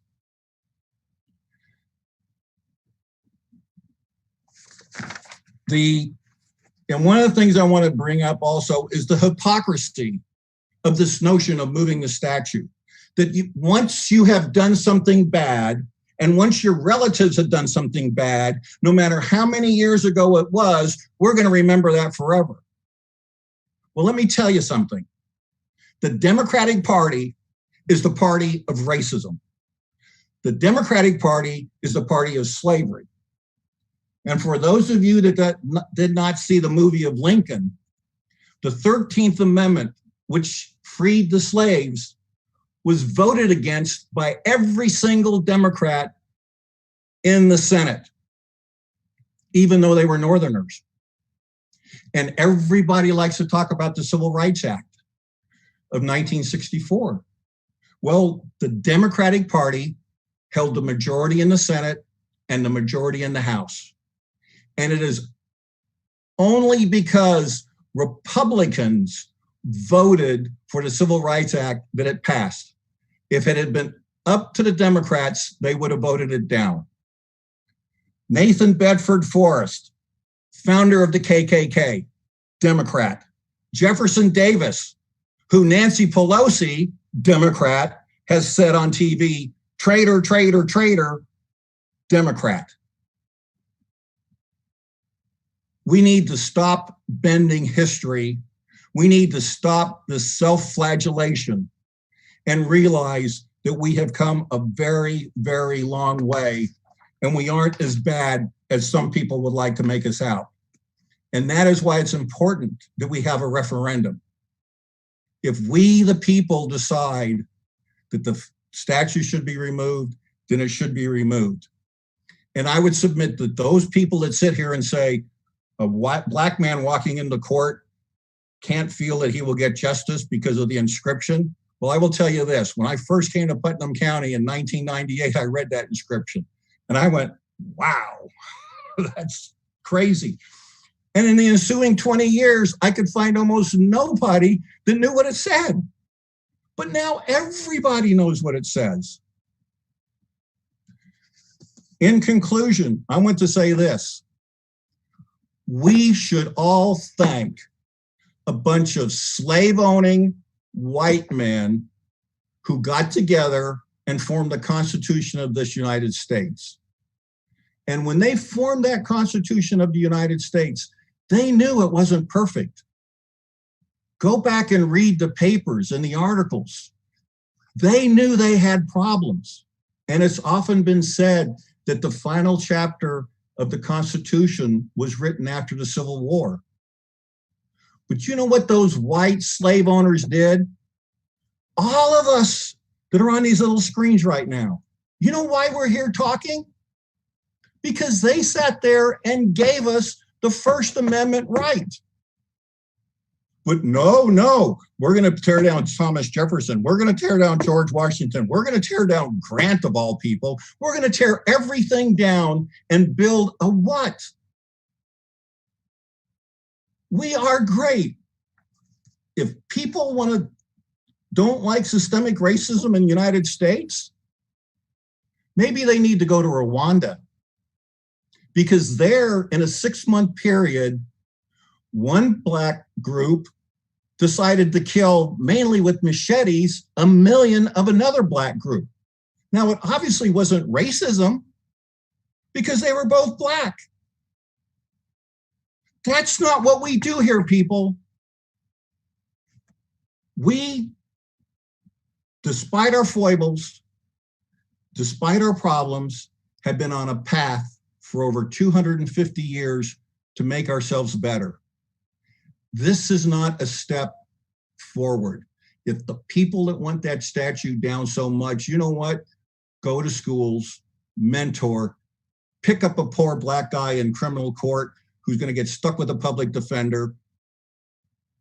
Donate your time. That's what's going to change this country. Moving a static, inanimate object is going to do nothing. Thank you very much. Thank you, Mr. Sherrar, for your comments. Is Amanda Clark with us today? Amanda Clark. Have you seen that Amanda Clark? Jacob? Okay. We'll skip over that one for now and we'll go to Mr. Stephen Malphurs. I saw Stephen on here a minute ago. There he is. Stephen, you're going to have to unmute yourself, pal. How's that? Can you hear me? Yes, sir. I got you now. Yes, sir. I got you now. All right. Well, thank you, commissioners, for allowing me to speak. And been some very eloquent speakers on there so far, and I'm probably not going to be one of them. I don't have any prepared text or anything. I just wanted to. I heard this was. I read about in the paper that this is going to be going on today, and I just wanted to be able to speak. I'm in favor of leaving the statue. No history that any people have is perfect. United States Constitution itself has slavery written into it. The Confederacy, a lot of that was dependent upon slavery, but the statue was up there representing the men that left this area. And I've had several direct relatives. Actually, one of them, the cornerstone on the courthouse is from one of the Albers who left Nashua in between Malacca and Satsuma. It's not there anymore. He was chairman of the county commissioners when the courthouse was built, and he fought for the Confederacy. So, I mean, like, you get back, you tear everything down to Confederacy bed, the courthouse doesn't need to be there. You know, it's not a perfect history, but what that statue is there for is for the men who went and sacrificed and for the hundreds of thousands who never made it back to their homes. You know, the Taliban, when they took over big portions of Afghanistan, they went and tore monuments and Buddha statues and stuff down that had been there for a millennium. And, you know, the world ridiculed what they were doing. And you look around this country today, and we're almost doing the same thing. I mean, statues of Christopher Columbus, even the Virgin Mary, Frederick Douglass, the great orator from the 1800s, you know, his statue was defaced. It just makes you, there's almost a madness going through the country trying to cleanse any history that we've had. You know, and like I said, history is not perfect, but tearing a statue down is not going to change the history that's there. That statue is there to represent the individual soldier that left to defend his country at that time. Excuse me. And the South had a legal right to succeed from the Union. No one in the Confederacy was ever tried for treason. Not even Jefferson Davis, the president of the Confederacy. I mean, it was at that time they had a legal right to secede from the Union. So these men were representing their country at that time to them. You know, we can all look through rose-colored glasses back at history and wish this was different and wish that was different, but history is what it is. And what that statue represents is the sacrifice of the men that went and fought.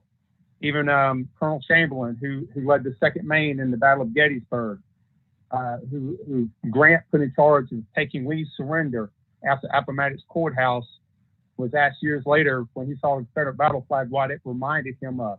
You know, the horrors of battle, the sins of the South. And he said the only thing that flag reminded him was unparalleled bravery in the face of overwhelming odds.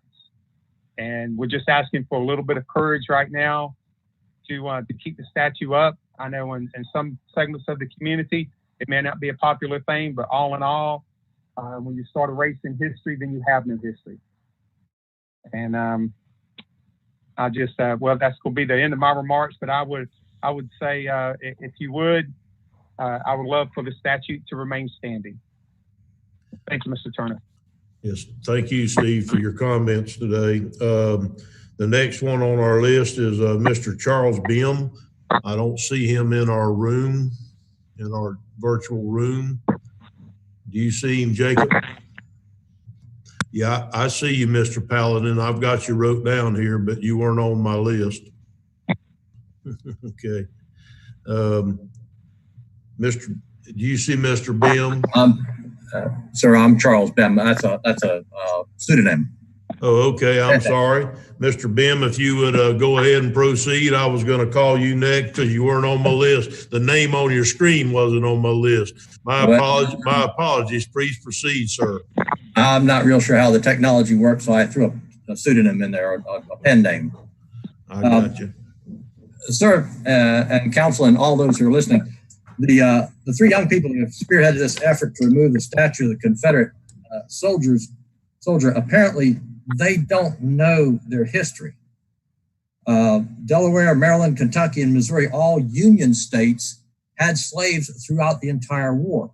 The Emancipation Proclamation issued by Lincoln on January 1st, 1863, only declared free those slaves in southern states then occupied by the Union Army. It did not free the slaves that were in the 4 or 5 states that were in the Union that had slaves throughout the entire war.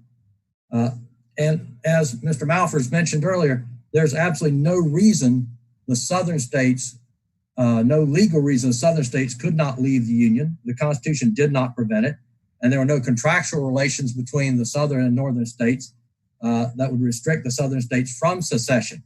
Now, there's at least 2 lawyers that were involved in this conversation earlier, and I would challenge them to disprove any of those 3 statements.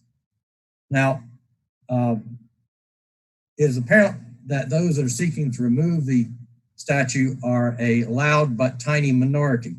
They do not trust a referendum on the citizens of this county, and they do not trust the will of the people. That sounds very much like a communist or very elitist point of view.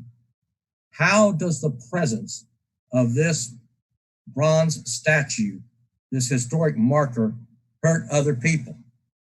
Perhaps it only harms those who would split us as a people, as one American people. As a people, we have honored our dead, World War I, World War II, Korea, Vietnam. We've honored the Tuskegee Airmen, all Black, etc. Now, are we at some point in the future to remove those monuments when their history is not taught and some future generation decides that they are, quote unquote, offensive? Chairman Mao of Communist China killed over 50 million people and did all that he could to remove classic Chinese history and classic Chinese culture from the face of the earth. Is that the example that we are to follow now? There is a national madness going on to remove our history and remove our culture. Is the destruction of American history and culture what is being proposed now? There is no compromise on this because the other side does not compromise. They move a little and they hold their ground, and they move a little and they hold their ground. They nudge and they nudge and they nudge. This is historically presented in Nicaragua, Russia, China. We've seen the socialist move of the left in this country. The so-called progressives do not actually tolerate anybody but their own point of view. They do not tolerate the preservation of history or culture that is not in keeping with their narrative. One final thing I'd like to mention. Does anyone here propose to tear down a grave marker, to tear down a monument to honor? The Confederate statue before the courthouse is a memorial to those Confederate soldiers, common men, farmers, ranchers, blacksmiths, laborers, etc., who were fighting for the values they believed in. And they've passed those values down, values that are shared across the board, like family and patriotism. And I question those that would try to dilute that or erode that by the removal of our historic markers that are raised to those values. Perhaps those teenagers in their early 20-something should build something before they seek to destroy what they have neither sacrificed to create nor built on their own. Some here would demand, commissioners, that you be weak, that you knuckle under to the loud minority. And I would encourage you, don't be weak. Don't listen to those who would erase our history or dilute our history or compromise our landmarks and our monuments. I strongly support the status quo and that the Confederate statue, Confederate War Memorial, be left exactly where it is. Thank you very much. Thank you, Mr. Bim, for your comments. That seems to be everybody that I have on my list that was going to join the meeting today. Ms. Parsons, did you have any additional email comments? Yes, sir. Okay. Would you please read them into the record at this time? Yes, sir. Start with John Traxler, 3530 Krill Avenue, Palatka. Honorable Board of County Commissioners, good afternoon all. Thank you for providing the means to accept public comment on this important issue. 15,000 Floridians served the CSA during the War of Northern Aggression. I would submit that translate to a great number of descendants over the last 155 years. Also, a great many Southern veterans from Alabama, the Carolinas, and Georgia moved to Florida after the war to start new lives. All of these combatants were recognized as legitimate veterans of war on U.S. soil. They received soldier pensions, as did their widows. Putnam County has a rich history during this period, much of which is well documented in our local history, The River Flows North by Brian Michaels. History is important. The memorial should remain in its existing public location, accessible to all. We are all able then to appreciate the history or ignore it.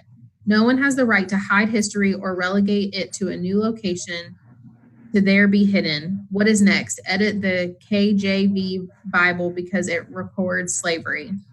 Florida has thousands of Confederate memorials in cemeteries, structures, and communities, i.e. Fleming Island. No, this movement, thinly veiled, is not about slavery from 155 years ago. It's about erasure of history across the nation if you don't like what occurred. We as a nation have spilt much blood and treasure in many wars to protect histories and futures. Please don't diminish the sacrifice made by all Americans. Protect all history. Please leave the Confederate Memorial as it stands. Thank you, John Traxler. Yvette Reyes, P.O. Box 253, Palaca. As a Hispanic American, my view is the statue can stay, and it has nothing to do with racism. It seems everyone is all for the divide of our county. How is it okay to request we spend my tax money to move a memorial, but yet we are going to rename a marina after an African American commissioner? Seems like a double standard to me. Next one is Allegra Kitchens, 1027 South 12th Street, Palaca. Do not move the Confederate Soldiers Memorial Monument and do not remove the Maltby Oak. I own a plot in Westview Cemetery and strongly object to moving any kind of monument there, including the Confederate one or any new ones. If you give in to these insane requests, that will not be the end of them. As you know from the news, these protests start with Confederate symbols and work their way down to symbols of Christianity, Jesus Christ to be precise. In addition, naming the courthouse after Sheriff Hagan is a terrible idea. If you must name it after somebody, name it after Sheriff Stevens, who are murdered in the line of duty. Do not allow these people who are basing their view of our history on Billy Townsend's historical novel, better known as science fiction, to cause you to lose your common sense. First, the protester tried to tarnish the history of our country and respect for our leaders. After that, they need to destroy the symbols of our faith, the foundation of our American values, and much of our laws. If they do that, it is all that much easier to replace our culture with the godless corruption of socialism. You have to look at the pattern of these protests. Similar movements happened in Russia, South America, and Asia just before socialists took over. These activists know that Americans won't just sit back and give up their freedoms. They need to destroy those institutions that represent our heritage and faith. So they need to destroy the symbols of American heroes and even statues of Christ. In America, these socialists are using racism to justify this destruction, but the goal is the same. They think that we will be guilted into letting them eradicate our national and religious heritage. Don't remove the Confederate Memorial or the Maltby Oak. What better place for a memorial to soldiers who fought for our government to remain free than the seat of our local government at the county courthouse? And that is the end of public comment. Okay. With that being the end of public comment, do the commissioners wish to have any comments on how they would like to move forward at this time? I would. Commissioner Rawls. I said it almost a month ago and I stand by it now. I think that this is not something that the commission should handle on their own. I think this is something that the public should be able to vote on at the next election cycle we have coming up in November. We have time to get this on the ballot. We've heard the definition of courage from both sides. I don't think that applies here. I think prudence dictates that this is for the people, by the people, and it should be of the people. And I would make a motion that we put this on the ballot to be voted on by the general electorate and not by ourselves. And to clarify, okay. We have a motion on the floor at this time. Is there a second? I'm not ready to do that yet. Okay. That particular motion died for lack of a second, Commissioner Rawls. Okay. Commissioner Harvey. Yes, Mr. Chairman, thank you. And I want to thank all the participants on the call. I know some of those comments were directed at me. I went to Palaca Central High School, and frankly, some of my best friends are black men and women. African Americans. And I'm appalled by some of what I heard today about showing leadership. Folks, we've had leadership in this county for a long time. And it's not a one-issue leadership. So please get involved, not just on a one-hit wonder like a rock group in the 80s. It's time to be involved. And I would challenge, I would love to see some of the meetings that were taking place on the racial issues. I like to see those notes too. But I do agree with one thing here. And I agree that there is a group of people that might feel like they've been left behind. And I'm sorry that they do. And I'm sorry that you feel that way. But believe me, I can tell you some of the board members that I serve with, and I know their personal history, they struggled to get through life just like I did and made something of ourselves. And I look forward to what you're going to make of yourself. I do think going into the future, I would like to see a little different take on what Commissioner Rawls is stating. We've been trying to get out in the community and do town hall meetings, and this COVID-19 attack on America has left us unable to do that. We can't even have stump speeches in yards anymore for elections right now. We see people that are sitting in rooms together with no mask, and yet you get accosted by people if you don't wear a mask out in public. I think it's time, when this is all over with, that we go back to what this board had decided to do, is take it to the people. And we can take a voter booth with us. We can go out to the neighborhoods. We can go out into the far reaches of the county. And we can do exactly what Commissioner Rawls said. What do you want done? It's of the people, by the people. Tell us what you want done with this. And that's what this commissioner would like to see going into the future, of us getting back out there when the time is safe and the time comes, and not be threatened by the elections coming up, and that's why we're hiding from it. No, I want to hear, because honestly, I sent an email today from an organization who sent an email yesterday with no signature, no name. And they had all these 53 people that voted against wanting to move the monument. And when I questioned them, I finally got a person who signed their name to it. And I finally got, well, you're not allowed to see the names of the people who voted. Well, that holds no water in the bucket for this commissioner. If you're going to stand up and be somebody, do what people did today. Put their name out there. Get out there on the record. Do what the young people are doing, is trying to compromise. But don't stand behind some veil of secrecy, because this commissioner doesn't buy it. So I want to go out in the community. I want to hear what 74,000 employers of mine want me to do, not just a few people. Thank you, Mr. Chairman, for my opportunity. Thank you, Commissioner Harvey. I think Commissioner Pickens was wanting to speak next. Yeah, I want to also thank everybody who has either come in my store, stopped me on the street, sent me an email, a phone call about their particular opinion on this issue. I think this workshop has been good. It's unfortunate that we're in the COVID situation and we have to do it by a Zoom meeting, but that's what we have. From what I understand, that statute's been there almost 100 years. I don't think that anybody has the right to try to pressure this Board of County Commissioners into making a snap decision from something that evidently comes up every number of years. We just happen to be the commissioners right now. And so I don't think that's fair. Should it go on a referendum? I don't know. I've had a lot of people tell me that. I've also had a lot of people say, you know, you're elected.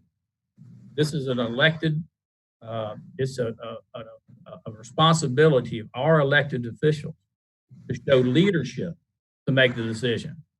I don't have a problem with that either. This commissioner's got to gather some more information. I want to hear from some more people. That's why I want that plan. I sat down and talked with Gavin Thomas. Very enjoyable, okay? And I appreciate him working with the two young people and whomever else about what their request is. But from what I understand, the request came to the board to remove the tree and to remove the statue, okay? Okay. It came to us after it was in the paper. Say, because the request came to us after it came out in the paper. Okay, that's okay.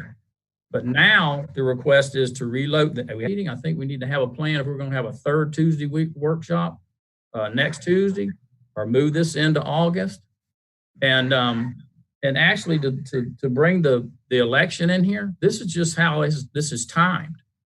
You know, it's unfortunate, you know, to even consider saying we're shunning our duties because of an election coming up. That's not fair either, in my opinion.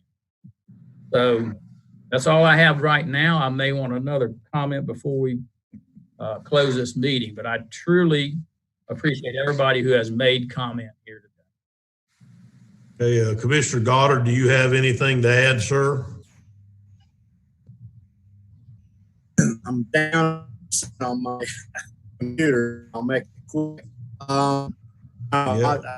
We can't hear you. You're breaking up on us, Commissioner. I have nothing else to say. Okay, sorry, Commissioner. We can't understand you on our end. Hopefully, you can get that issue figured out. I'd like to join with my fellow commissioners in welcoming everybody that spoke on this issue today on one side or the other, or somewhere in between. I, along with Commissioner Pickens, have been talked to by many people on every end of this, and I'm not willing to make a decision today. I would like to gather information, and along with Commissioner Pickens, and I would like to try to find out more about the issue. I think that there's been a lot of offers made here today by different individuals in the presentations, as well as many offers that have been given to me in the on the outside. When young Mr. Adams and Mrs. Leonard came before the board that day, I also made the offer that there's another option too besides this, would be to erect a statue for Mr. Jenkins. For anybody that doesn't know who Mr. Jenkins is, he was a young African American that jumped on a grenade and saved his platoon. They named Jenkins School after him, and they named the post office in Interlochen after him. Now, I'm here today to say that that's the type of people that we need to be honoring when we're going through this situation. So I think there are many options that need to be discussed. I would like to gather some further information on it. At the risk of being wore out by the mayor, that we're trying to put this off again, like he's been trying to say throughout this issue, when it has nothing to do with it whatsoever. This commissioner is just trying to make the right decision. That's what I'm trying to do, make the right decision. So I think that it's a good idea to do exactly what Commissioner Harvey said and put this off until our next scheduled town hall meeting, if we're allowed to have it, or if we vote to have it, is the Tuesday before the September workshop. So if the other commissioners want to have a special workshop for this issue, I'll grant that request. If you want to have it at a town hall, that's the next regularly scheduled town hall. I'm absolutely with Mr. Pickens. This has been going on for many, many years. And I think that if we took the time to gather the information, that whatever decision we make needs to be made right. So are there any additional comments from commissioners at this time? I'd like to make one. Yes, Commissioner Pickens and then Commissioner Rawls. Yeah, I agree. And I don't have a problem with another workshop before that town hall, but I think we need to hear more than one suggestion. You know, there may be another option if the statue is going to be relocated. Okay. And not just the one. I appreciate the one. And I'm going to say, I want the whole plan where I can sit down and read the whole thing. I had a hard time hearing some of what they were saying today. And also, commissioners, we may look at each commissioner nominating somebody to form a committee to take information, compile it, and make a recommendation for us, you know, to go by. I mean, that's another option. There's a lot of options here. I think that we but we need to have a lot of people in the conversation and get their opinion. And maybe there is a compromise, but something that will, truly move this county forward and heal this county, as people are saying, rather than to divide it more.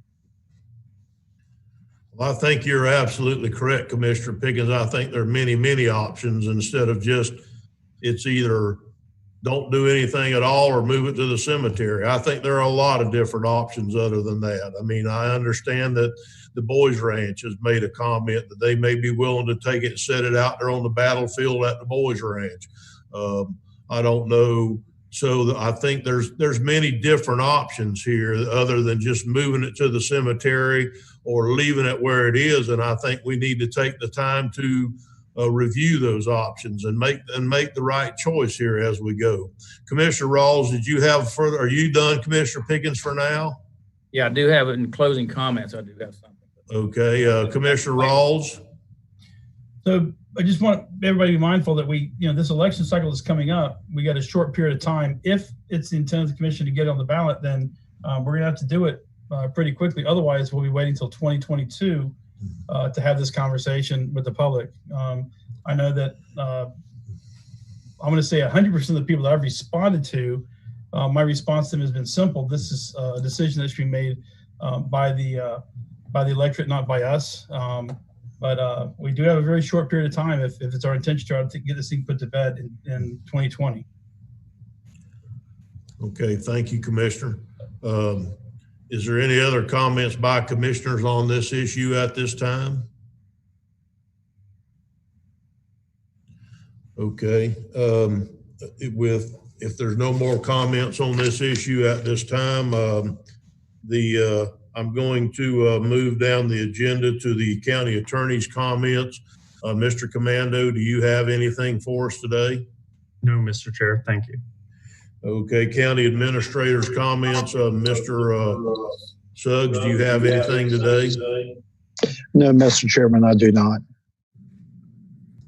Okay, thank you, Mr. Suggs.